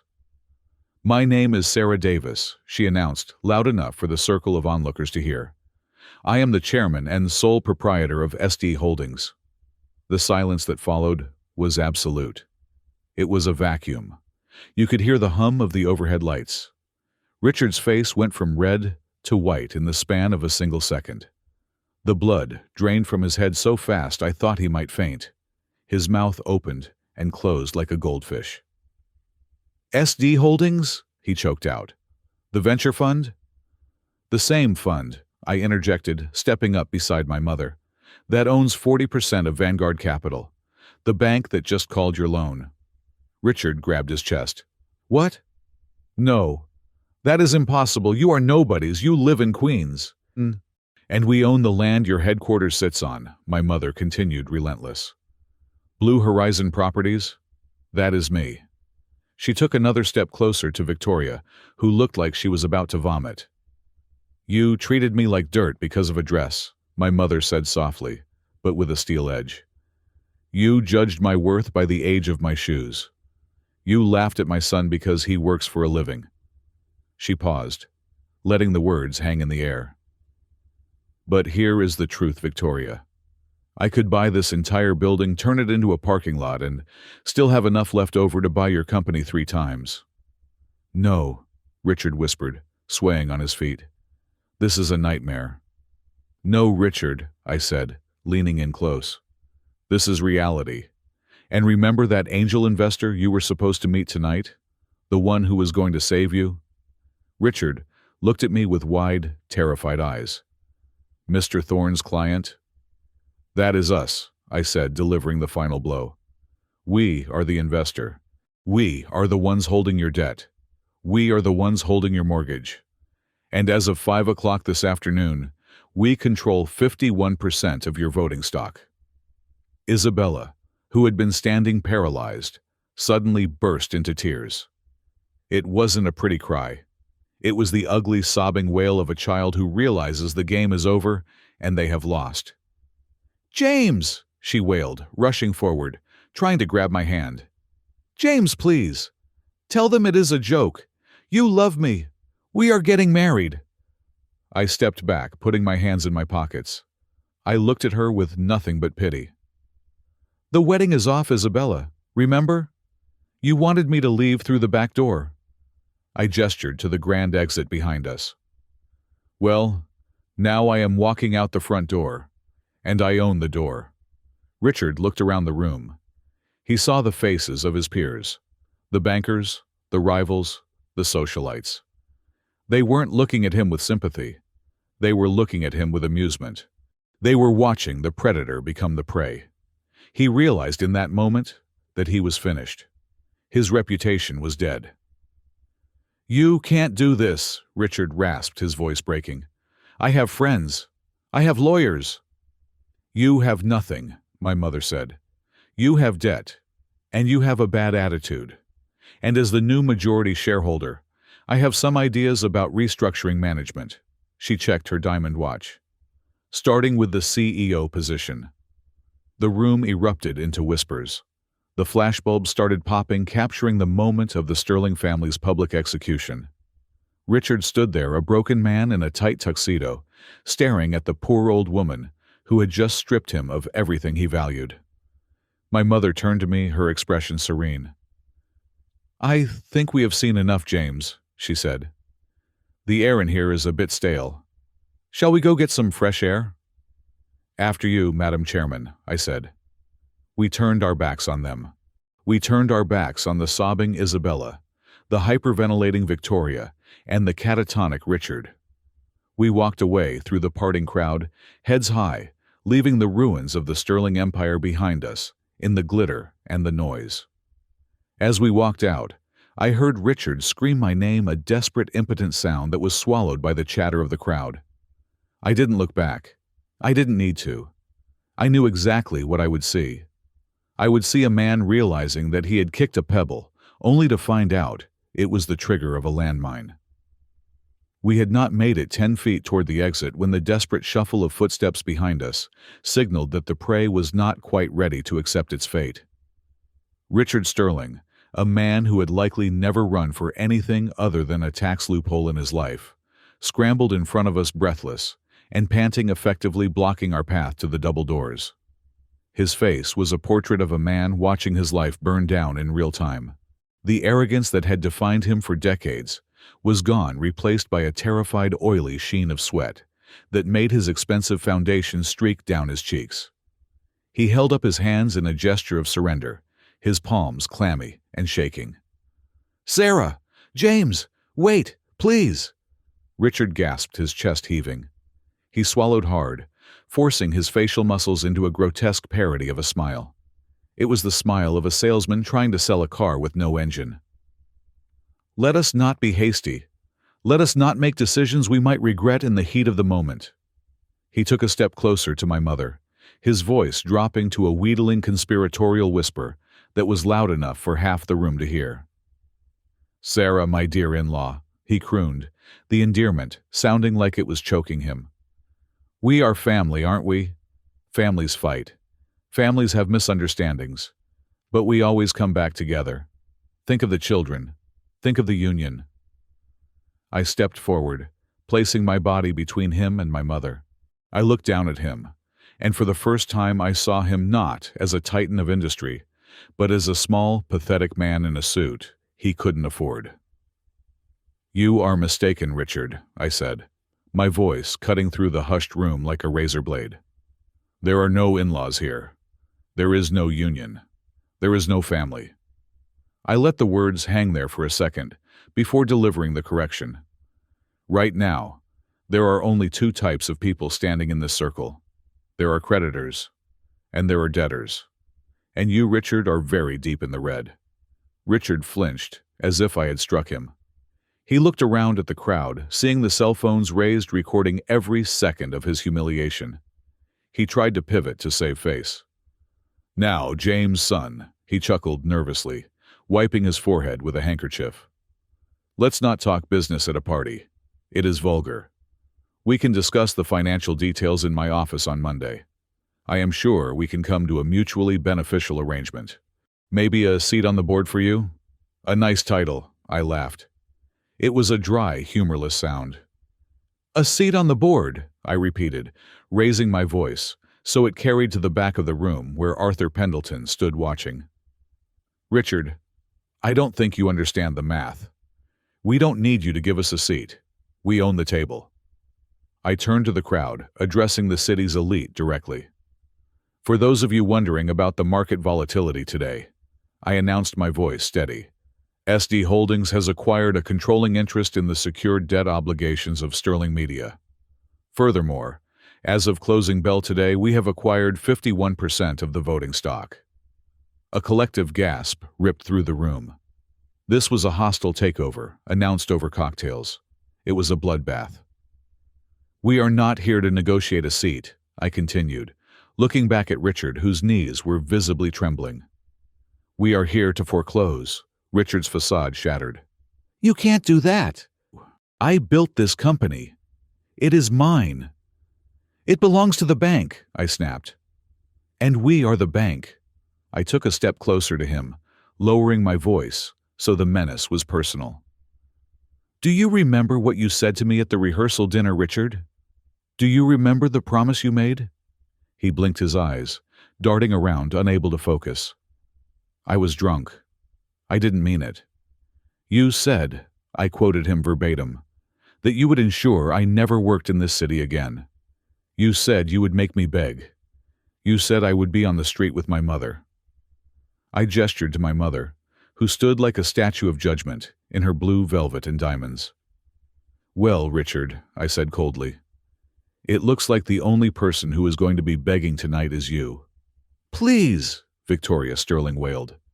She pushed past her husband, tears streaming down her face, ruining her mascara. She looked frantic, a woman watching her social standing evaporate. She lunged toward my mother, her hands outstretched, looking for purchase, looking for mercy.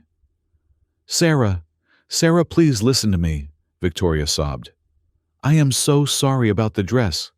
It was an accident. I was just stressed about the wedding. You know how it is. Mothers get crazy. I didn't mean to be rude. I will buy you a new dress. I will buy you 10 dresses. Prada, Chanel, anything you want." She tried to grab my mother's hand, to dirty the immaculate white gloves my mother wore with her desperate grip. I caught Victoria's wrist in midair. I didn't squeeze, but I held it firm, stopping her inches from my mother. "Do not touch her," I said. "You lost the right to touch her when you covered your nose because you thought she smelled like poverty." Victoria collapsed onto her knees, sobbing into her hands. It was a performance, but it was also genuine terror. She wasn't crying for forgiveness. She was crying for her lifestyle. She was crying for the house in the Hamptons and the membership at the country club. "It was a misunderstanding," Victoria shrieked, looking up at us. "We didn't know. If we had known you were well, we would never have." "If you had known we were rich," my mother finished the sentence for her. My mother looked down at the weeping woman with an expression that was not angry, but profoundly disappointed. "That is exactly the point, Victoria," my mother said. "You only treat people with decency if you think they have money. If I had been a poor woman, you would have felt justified in crushing me. Your kindness comes with a price tag, and that makes it worthless." "James!" the voice came from behind me. "Isabella." She pushed through the circle of onlookers, her eyes wide and wet. She looked beautiful in her distress, a tragic heroine in a designer gown, but the illusion didn't work on me anymore. I saw the calculation behind the tears. She grabbed the lapels of my jacket, looking up at me with those big, imploring eyes that used to make me do anything she wanted. "James, baby, stop this," she whispered, her voice trembling. "This isn't you. You are sweet. You are kind. You are the man who writes poetry. Look at us. We are perfect together. You still love me. I know you do. You are just hurt." She ran her hands down my chest, trying to ignite a spark that had long since been extinguished by a glass of red wine. "We can start over," she pleaded. "Forget the wedding. We can elope. Just you and me. With your money and my name, we could rule this city. We could be a power couple. Please, James. Don't throw away 3 years of love over a stupid fight." I looked at her hands on my suit. I felt nothing. No spark. No longing. Just a mild revulsion, like finding a spider crawling on your sleeve. I reached up and gently but firmly removed her hands from my chest. I held them for a second, feeling how cold they were. "Isabella," I said softly. Hope flared in her eyes. "Yes?" "I did love you," I said.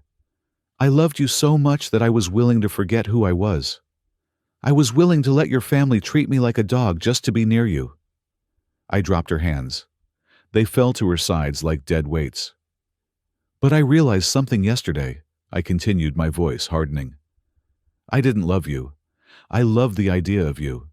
I loved the girl I thought you were. Someone trapped in this toxic world, waiting to be saved. But you aren't trapped, Isabella. You are the jailer. You are exactly like them." "No," she whimpered. "You laughed," I said. "When your father humiliated my mother, you didn't scream. You didn't help. You laughed. And then you worried about your Instagram." I looked at her with pure, unadulterated pity. "I don't hate you, Isabella. I just don't know you. I loved a ghost. And the woman standing in front of me right now? The pragmatic woman who suddenly wants to elope now that she knows I am a billionaire?" I shook my head. "She is a stranger. And I don't date strangers." Isabella recoiled, covering her mouth to stifle a sob. She backed away, looking at her parents, then back at me, realizing that her beauty, her greatest weapon, had just bounced off my armor. The room was silent. Even the waiters had stopped moving. My mother stepped forward. She didn't shout. She didn't need to. Her voice had the timbre of a judge delivering a sentence. "You have spent your lives hoarding wealth," she said to the 3 of them huddled together. You measure your value in cars and houses and stocks. But standing here tonight looking at you, I have never seen a family so poor." She adjusted her shawl, her diamonds catching the light. "Wealth does not make character," she said.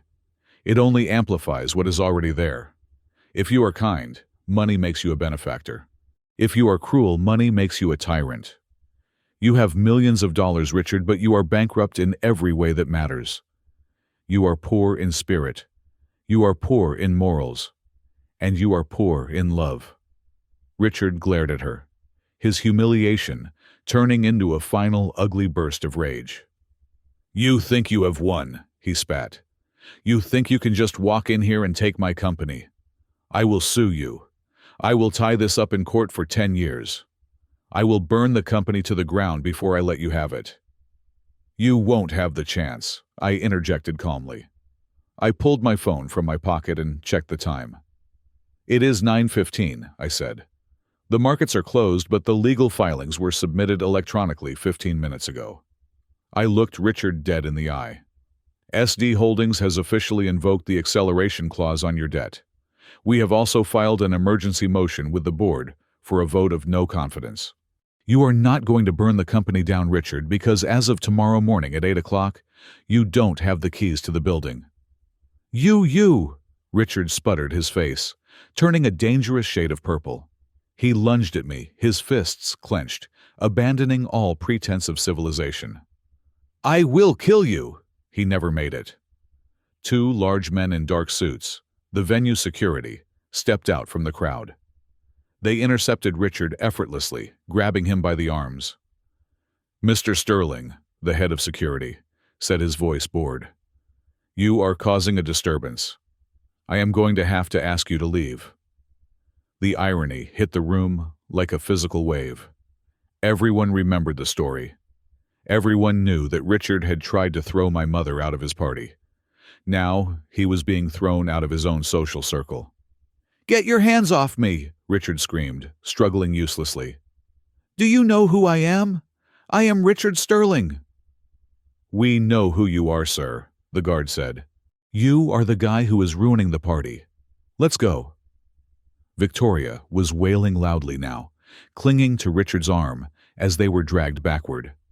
Isabella followed them head down, sobbing into her hands, unable to look at anyone. The crowd parted for them, just as they had parted for us. But this time, there was no respect. There was only schadenfreude. The flashes of the cameras went off like strobe lights, capturing every second of their disgrace. "This isn't over!" Richard yelled over his shoulder as they were pushed toward the exit. "I will be back. You will pay for this, James. You will pay." I watched them go. I watched the heavy doors swing shut behind them, cutting off Richard's screams. The silence that followed was heavy. Then slowly, the murmur of conversation returned. The music started up again. The sharks went back to their drinks, having witnessed the kill. I turned to my mother. She was watching the doors, her expression unreadable. "Are you okay?" I asked quietly. She took a deep breath and let it out slowly. She looked tired, but relieved. "I am fine, Jamie," she said. "I just feel a bit lighter." She looked up at me and smiled, a genuine warm smile that reached her eyes. "You were good," she said. "A bit dramatic with the poor in spirit line maybe, but effective." "I learned from the best," I grinned.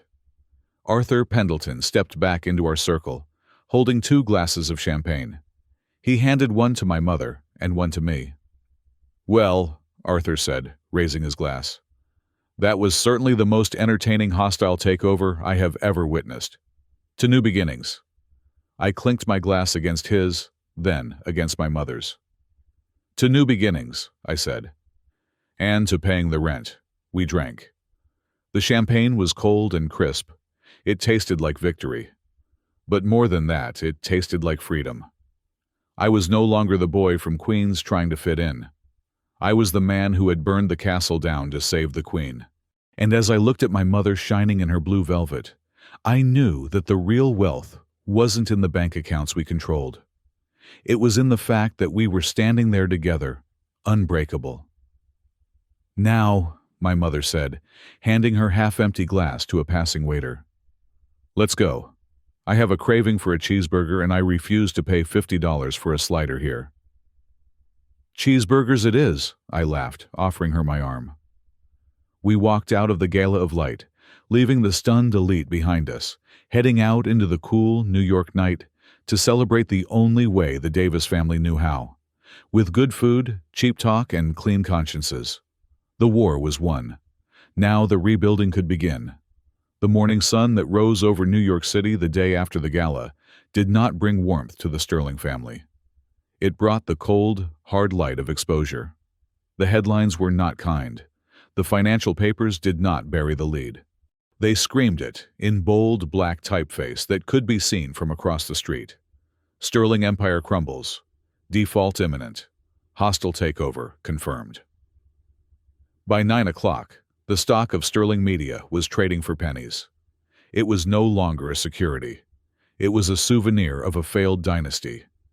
The market reacted not with sympathy, but with the ruthless efficiency of a predator finishing off a wounded animal. The algorithmic trading bot sensed the weakness and sold. I sat in my new office watching the ticker tape on the television screen. It was a flat line. The pulse of Richard Sterling's legacy had stopped. By noon, the physical dismantling began. It was almost clinical to watch from a distance.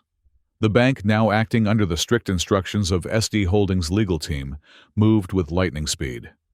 The foreclosure notices were pasted onto the wrought iron gates of the Hamptons estate and the Upper East Side penthouse. The repo men arrived in convoy. There is a specific kind of humiliation in watching a tow truck drag a custom Bentley backward down a driveway, while the neighbors watch from behind their curtains. The neighbors, the people Richard and Victoria had spent decades trying to impress, did not come out to offer help. They did not bring casseroles. They stood in their windows, sipping coffee, whispering to each other, with that unique blend of pity and delight that the rich reserve for the fallen. When Victoria tried to call her best friend, a woman she had lunched with every Tuesday for 10 years, the call went straight to voicemail. When she tried to call the chairwoman of the charity board, she was told the number had been disconnected. They were social pariahs. They were a disease and the quarantine was absolute. The fall was not just financial. It was logistical. With their credit cards frozen and their bank accounts seized to cover the outstanding debts, the Sterlings had nowhere to go. They could not book a hotel suite. They could not rent a luxury apartment. They had no cash, no credit, and no references. They ended up in a 2-bedroom walk-up in a neighborhood that Richard would have previously described as a war zone. It was a grim gray building with peeling paint and a front door that didn't lock properly. The radiator clanked and hissed like a dying animal, and the view from the window was not Central Park, but a brick wall covered in graffiti. The stress was too much for Richard's heart, which was already weakened by years of rich food and rage. 3 days after the move, while screaming at a utility company on a prepaid phone he had bought at a convenience store, Richard collapsed. It wasn't a fatal blow, but it was a severe warning, a mild stroke. In his old life, Richard would have been rushed to a private suite at Mount Sinai, surrounded by specialists and private nurses. He would have had high thread count sheets and a view of the river. In his new life, the ambulance took him to the nearest public hospital. I heard the details later. He was placed in a crowded ward, separated from the patient next to him only by a thin, stained curtain. The patient on his left was coughing incessantly. The patient on his right was shouting at hallucinations. Richard Sterling, the man who demanded silence and deference, was forced to lie in a metal bed with a thin blanket, listening to the chaotic symphony of public health care. He had to wait 4 hours to see a doctor. He had to drink water from a plastic cup. For a man of his ego, this indignity was more painful than the stroke itself. Victoria was left to navigate the wreckage alone. The hospital bills were not free, and even the copays were more than they had in their pockets. Desperate Victoria opened her jewelry box, the one thing she had managed to smuggle out of the penthouse in her purse. It contained the diamond necklaces, the ruby brooches, and the sapphire earrings she had flaunted for years. She took a taxi to a pawn shop in the Diamond District, expecting to walk out with $50,000. Maybe enough to rent a better apartment. Maybe enough to hire a lawyer. The broker, a gruff man with a jeweler's loop stuck permanently to his eye, took one look at the collection and laughed. "Lady," he said, tossing a heavy, gold bracelet back onto the counter. "This is plated brass. The stone is glass. It is costume jewelry.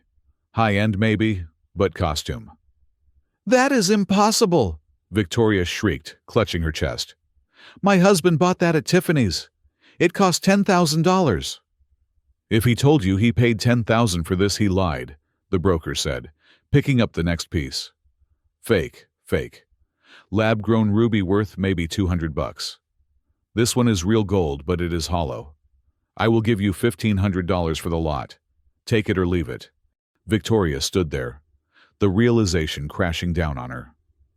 Richard hadn't just lied to the world. He had lied to her.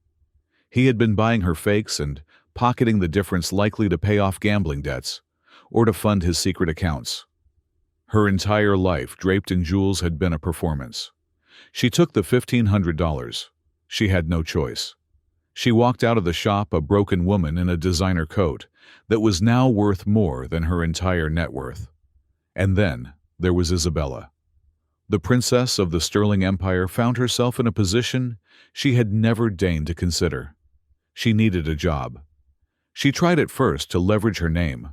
She walked into PR firms and fashion magazines, slapping her resume on the desk, expecting to be hired as a vice president or a creative director. "I am Isabella Sterling," she would say, flipping her hair. "I have taste. I have connections." The hiring managers would look at her, then look at the headlines on their iPads about her father's fraud and her own public meltdown at the gala. "We are not hiring at the moment," they would say, their voices dripping with ice. Or more cruelly, "We are looking for someone with actual skills, not just someone who knows how to spend money." After 2 weeks of rejection, the reality of hunger set in. The rent on the shabby apartment was due. Her mother was useless, spending her days crying in the bedroom. Her father was staring at the wall in the hospital. Isabella took a job at a diner 3 blocks from their apartment. It was a cruel twist of irony that the universe seemed to enjoy. She was a waitress. She wore a polyester uniform that smelled of grease. She wore sensible shoes that were ugly and practical.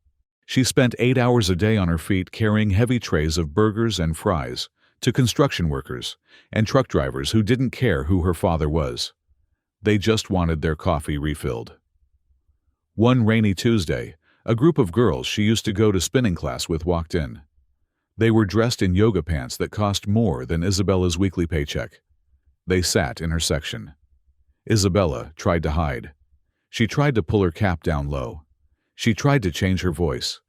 But when she put the water glasses down, one of the girls looked up. "Oh my God," the girl whispered, nudging her friend. "Is that Isabella?" The friend looked.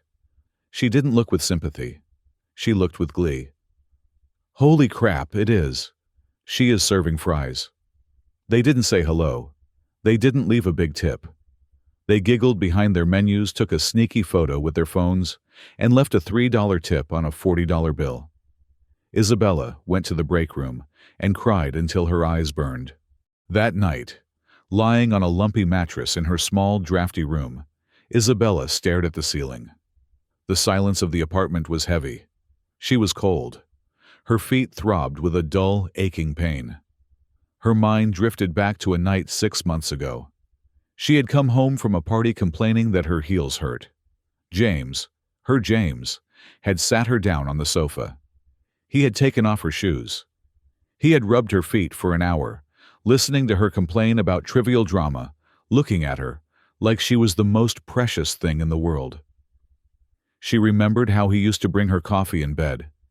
She remembered how he wrote her poems that she never read. She remembered how safe she felt when he held her. She realized now, in the cold darkness of her new life, that she had traded a diamond for a handful of glitter. She had thrown away the only person who had ever loved her for who she was simply because he wasn't rich enough. And now he was the richest man she knew, and she was serving coffee to strangers. She turned her face into the pillow and sobbed, the bitter taste of regret filling her mouth. It wasn't the loss of the money that hurt the most in that moment. It was the loss of the man. While the Sterlings were learning the harsh lessons of poverty, I was learning the responsibilities of power. I did not move into Richard's massive corner office. I found it distasteful. It smelled of his cologne and his ego. Instead, I took a smaller office down the hall, one with a glass wall that looked out onto the newsroom floor. I wanted to see the people working. I wanted to be part of the flow, not a god hovering above it. My first act as owner was to tear down the Sterling Media sign from the lobby wall. It left a ghost image on the marble, a pale outline of the past that we would soon scrub away. We renamed the company Horizon Group. The name signified looking forward. It signified a new dawn. I called a town hall meeting in the main atrium. The employees gathered nervously. They were terrified. They had seen the news. They expected mass layoffs. They expected the new owner to be a corporate raider who would strip the assets and sell the furniture. I stood on a small riser, holding a microphone. I wore a suit, but I had loosened my tie. I looked at the faces in the crowd, the writers, the editors, the camera operators, the janitors. I saw fear. "Good morning," I said, my voice echoing in the silence. "My name is James Davis. You might know me as the guy who used to date the boss's daughter. But before that and above that, I am a writer. I am one of you." I saw a few heads tilt, a few shoulders relax. "I know how Richard Sterling ran this company," I continued. "I know about the unpaid overtime. I know about the culture of fear. I know that creativity cannot survive when you are afraid of being fired for a typo." I took a breath. "That ends today. No one is getting fired. In fact, we are implementing an immediate 10% raise for all staff below the executive level to adjust for inflation. We are reinstating the pension fund that Richard raided. And we are changing our mission." I looked around the room, making eye contact with as many people as I could. We are done publishing clickbait. We are done with the fear-mongering and the celebrity gossip. We are going to tell true stories. We are going to investigate corruption. We are going to highlight the heroes in our communities. We are going to build a platform that values truth over clicks. There was a pause, a hesitation, and then, from the back of the room, a single person started clapping, then another, then a group. Within seconds, the room was roaring with applause. It wasn't polite applause. It was the sound of relief. It was the sound of people realizing they had been liberated. I kept the old staff. I promoted the people Richard had ignored because they weren't flashy enough. I fired the sycophants who had enabled Richard's bullying. I created a workplace where people actually wanted to come in on Monday mornings. My mother came to visit the office a month later. She walked through the newsroom, listening to the hum of productivity, the laughter in the break room, the energetic debates in the conference rooms. She found me in my office reading a draft of a new investigative piece about affordable housing. "You have done good work, Jamie," she said, sitting in the chair opposite me. "It feels good, Mom," I admitted. "It feels clean." She looked at me thoughtfully. "Have you heard about them?" I knew who she meant. "I heard," I said. "Richard is out of the hospital. He is trying to sue the hospital for malpractice, but no lawyer will take the case. Victoria is working part-time at a florist arranging flowers she used to buy. And Isabella, she is working at a diner on 42nd Street. "Do you want to go see them?" she asked. "Do you want to drive by? See how low they have fallen?" I thought about it. I thought about the anger that had fueled me at the wedding. I thought about the satisfaction I had felt at the gala. But then, I looked at the work on my desk. I looked at the employee evaluation forms I needed to sign, promotions for deserving people. I looked at the plans for the new scholarship fund we were launching. "No," I said, shaking my head. "I don't need to see it." I don't need to gloat. I realized then that the truest form of revenge wasn't torture. It wasn't standing over your enemy and laughing while they bled. That was what Richard would have done. The best revenge was irrelevance. It was living a life so full, so purposeful, and so vibrant that the people who hurt you simply ceased to matter. They were just footnotes in my biography now. They were the prologue to my real story. Let them live their lives, I said, signing the document in front of me. They have to wake up every morning and be themselves. That is punishment enough. My mother smiled, reaching across the desk to squeeze my hand. That is the right answer. Now come on. You have a board meeting in 20 minutes, and I believe you promised to buy lunch. I did, I laughed, standing up. But we are ordering from the deli downstairs. I am still not paying $50 for a burger. Agreed, she said. We walked out of the office together, leaving the ghosts of the Sterlings behind us, in the dust of history, stepping forward into the bright, busy light of the horizon. It had been 30 days since the Gala of Light. 30 days of peace. 30 days of rebuilding the Horizon Group from the ashes of Sterling Media. I had assumed foolishly perhaps that the silence from the Sterling family meant they had finally accepted their defeat. I thought they were busy licking their wounds in their cramped apartment, learning the hard lessons of humility. But I forgot one crucial detail about men like Richard Sterling. They do not learn. They fester. It was a Tuesday afternoon. I was sitting at the head of the mahogany conference table in the main boardroom on the 50th floor. The room was dark and lit only by the glow of a massive wall-size screen. I was in the middle of a high-stakes video conference with our new distribution partners in Tokyo and London. We were finalizing a deal that would expand our reach into the Asian markets, a move that would secure the jobs of everyone in the building for the next decade. The projections for the third quarter look excellent, Mr. Davis, the representative from Tokyo was saying. We are particularly impressed with your new editorial direction, focusing on integrity. Integrity is our core currency, I replied, leaning into the microphone. We believe that the truth is, bang. The heavy double doors of the boardroom did not just open. They were thrown open with such violence that one of them rebounded off the wall, cracking the plaster. The silence in the room was instantaneous. On the screen, the partners in Tokyo and London froze, watching the drama unfold in the background. I spun my chair around. Standing in the doorway were Richard and Isabella Sterling. They looked like wraiths. Richard, who I had heard suffered a minor stroke, was leaning heavily on a cane. His face was gaunt, his skin a sickly shade of gray, and his suit, once bespoke, hung loosely on his frame.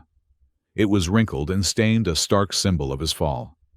But his eyes were burning with a feverish manic light.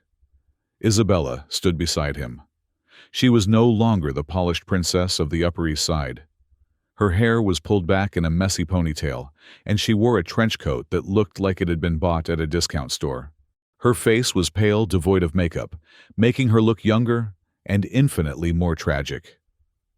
"You thief!" Richard screamed, his voice cracking. He pointed a shaking finger at me, saliva flying from his mouth. "You dirty, lying thief!" My board members, a group of seasoned professionals, looked at each other in alarm. My assistant, terrified, appeared in the doorway behind them. "Mr. Davis, I am so sorry," she gasped. They pushed past security. They said they had an appointment. "It is okay, Sarah," I said calmly, raising a hand. "Let them in." "I don't need your permission to enter my own building," Richard roared, limping into the room. He slammed his cane down on the table, right next to my laptop. "This is my company. I built this. And you stole it with your mother's dirty money." Isabella rushed forward, throwing herself into the chair opposite me. She burst into tears, but they were the practiced, theatrical tears I knew so well. "James, please," she wailed, looking at the camera lens, realizing she had an audience. "Tell them the truth. Tell them how you seduced me just to get close to my father. Tell them how you tricked us. We are innocent victims. Your mother is a criminal. She launders money. That is how she bought the debt. I looked at the screen. The partners in Tokyo looked confused and horrified.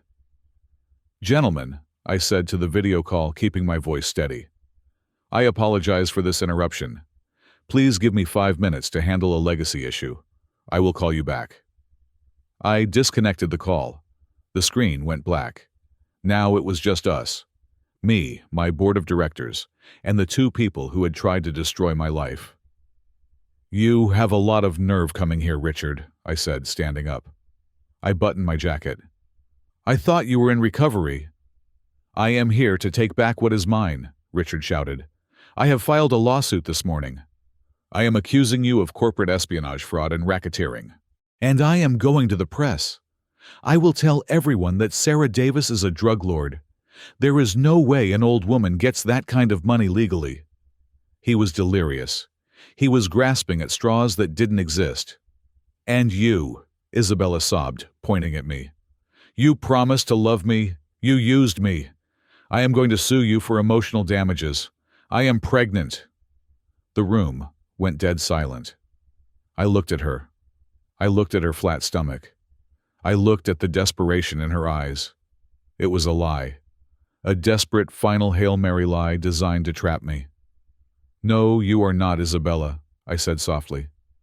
We haven't been together in 3 months. And even if you were, we both know I am not the father. But you are not pregnant. You are just desperate. How dare you? Richard yelled. Don't you speak to my daughter like that. We are not leaving until you sign over the rights to the company. We want a settlement. $50 million? Cash. Or we burn your reputation to the ground, I sighed. I looked at my watch. I gave you a chance, Richard, I said, my voice dropping an octave, becoming cold and hard. I let you walk away. I let you keep your freedom. I thought that losing your money would be punishment enough. I thought you would fade away. I walked over to the wall control panel. But you just couldn't let it go, could you? You had to come here. You had to threaten my mother again. Give us the money, Richard demanded, pounding the table. I am not giving you money, I said. I am giving you the truth. I pressed a button. The massive screen behind me flickered to life. But it didn't show the sales figures anymore. It showed a series of documents, bank statements, emails, wire transfer logs. Richard froze. He squinted at the screen. What is this? He whispered. This, I said, pointing to the first document, is a record of a shell company called Polaris Ventures, registered in Panama. You are listed as the beneficial owner. I clicked a remote. The image changed. This is a series of wire transfers from Sterling Media's operating accounts to Polaris Ventures labeled as consulting fees. Over 10 years, you siphoned off $12 million of company money into your private offshore account. Richard's face went white. He started to tremble. This is a lie, he rasped. That is fake. It is not fake, Richard, I said. My forensic accountants found it during the due diligence process. We found everything. We found the tax evasion. We found the bribes you paid to the building inspectors to ignore the safety violations in this very tower. We found the invoices for the fake construction work on your Hamptons house that was paid for by the company. I stepped closer to him. I was going to bury this. I was going to seal the files and let you live out your days in obscurity because I didn't want to send an old sick man to prison. I wanted to be better than you. I looked at Isabella, who had stopped crying and was staring at the screen in horror. She hadn't known. He had stolen from her inheritance too. But then you came here, I continued. You broke into my office. You slandered my mother. You tried to blackmail me. James, wait, Richard stammered, backing away, his cane clattering against the floor. Wait. We can talk about this. I was just angry. I didn't mean it. It is too late to talk, I said. The doors opened again. This time it wasn't my assistant. It was 4 officers from the Economic Crimes Unit of the New York Police Department, followed by 2 FBI agents. I had called them the moment security told me Richard was in the elevator. I had the file ready on my desk for weeks, hoping I would never have to use it. Richard Sterling? The lead agent asked, stepping forward. Richard looked at the police, then at me, then at the screen displaying his crimes. He let out a low, animalistic sound of despair. "No," he whimpered. "No, please. I am sick. I have a heart condition." "You have the right to remain silent," the agent said, grabbing Richard's arm and pulling his hands behind his back. The click of the handcuffs was loud and final. "Anything you say can and will be used against you in a court of law." "Isabella!" Richard screamed as they dragged him toward the door. "Isabella, call the lawyer! Call the mayor! Do something!" But Isabella did not move. She sat frozen in her chair watching her father, the man she had worshipped, the man she had modeled her entire life after, being hauled away like a common criminal. She saw the truth of him then. He wasn't a titan. He was a crook. The police escorted Richard out. The room was silent again, save for the sound of Isabella's ragged breathing. One of the agents lingered. "We will need a statement from you, Mr. Davis." "You will have it within the hour," I promised. The agent nodded and left. I turned to Isabella. She was the last one left, the last remnant of the Sterling legacy. She stood up slowly, her legs shaking. She wrapped her trench coat tighter around herself, looking small and defeated. She looked at me, and for a moment the mask slipped completely. I saw the girl I had met 3 years ago. I saw the fear. "James," she whispered. Tears were streaming down her face, real tears this time. "They are going to take him to prison, aren't they?" "Yes," I said. "For a long time." "And Mom?" she asked. "She doesn't know anything."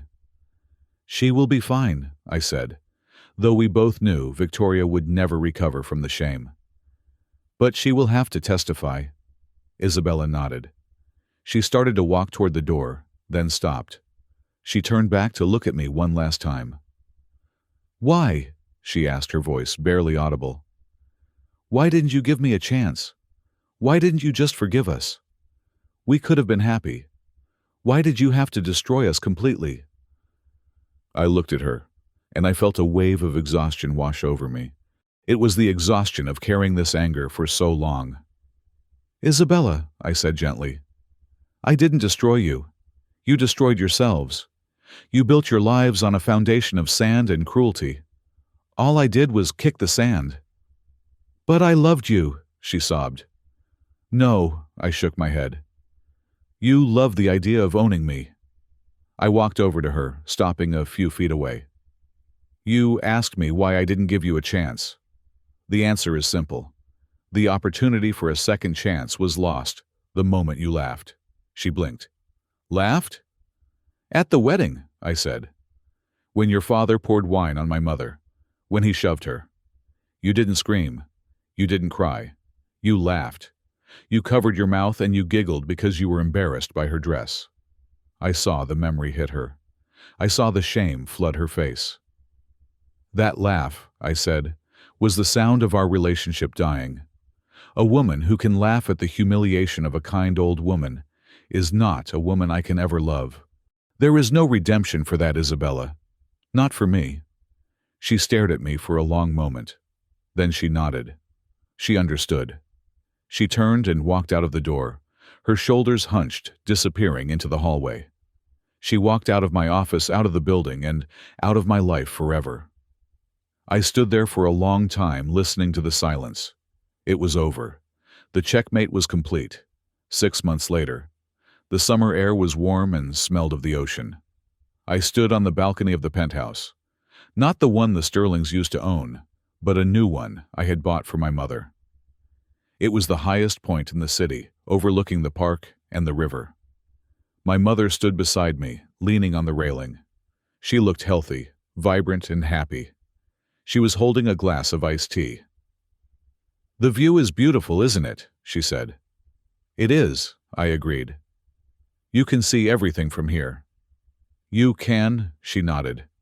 "You can see the skyscrapers and you can see the projects. You can see the yachts and you can see the garbage barges." She turned to look at me. Her eyes were serious. "You have done well, James. The company is thriving. Richard is in jail. The world knows the truth." "It feels finished," I said. "It is," she said. "But be careful, my son. You have power now, real power.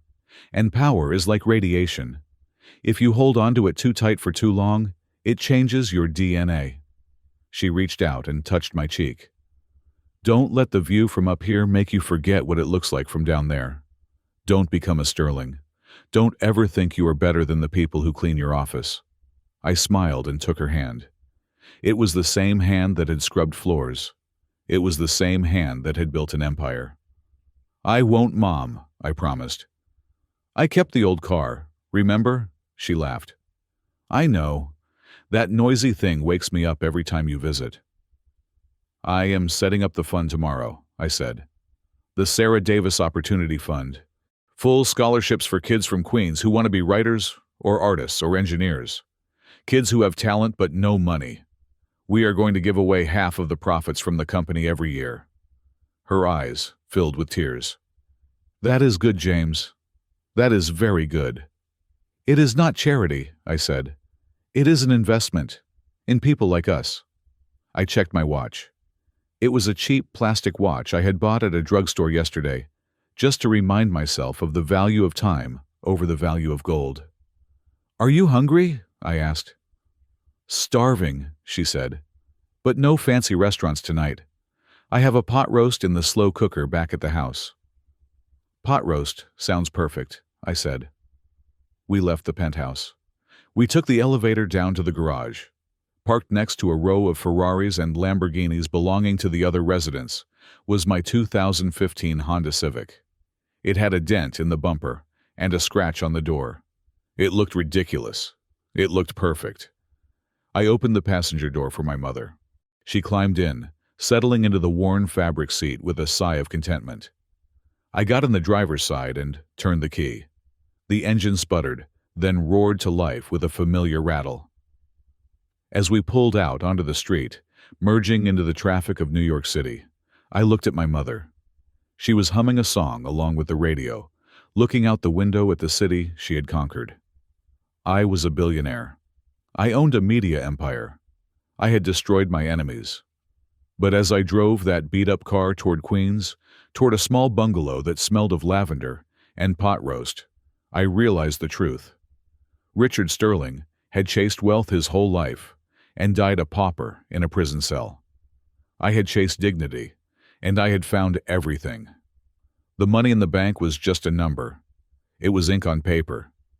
The real wealth was sitting right next to me. The real wealth was the peace in my heart.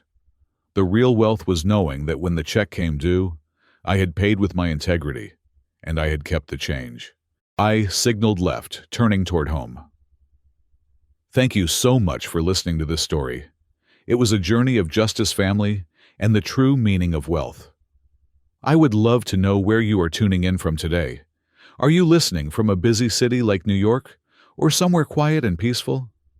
Please leave a comment below, and let's get a conversation started. If you enjoyed this story and want to hear more tales of karma and calm revenge, please subscribe to the Calm Revenge Stories channel, like this video, and hit that hype button to help this story reach more people who need a reminder that sometimes the good guys really do win. Thank you for your support.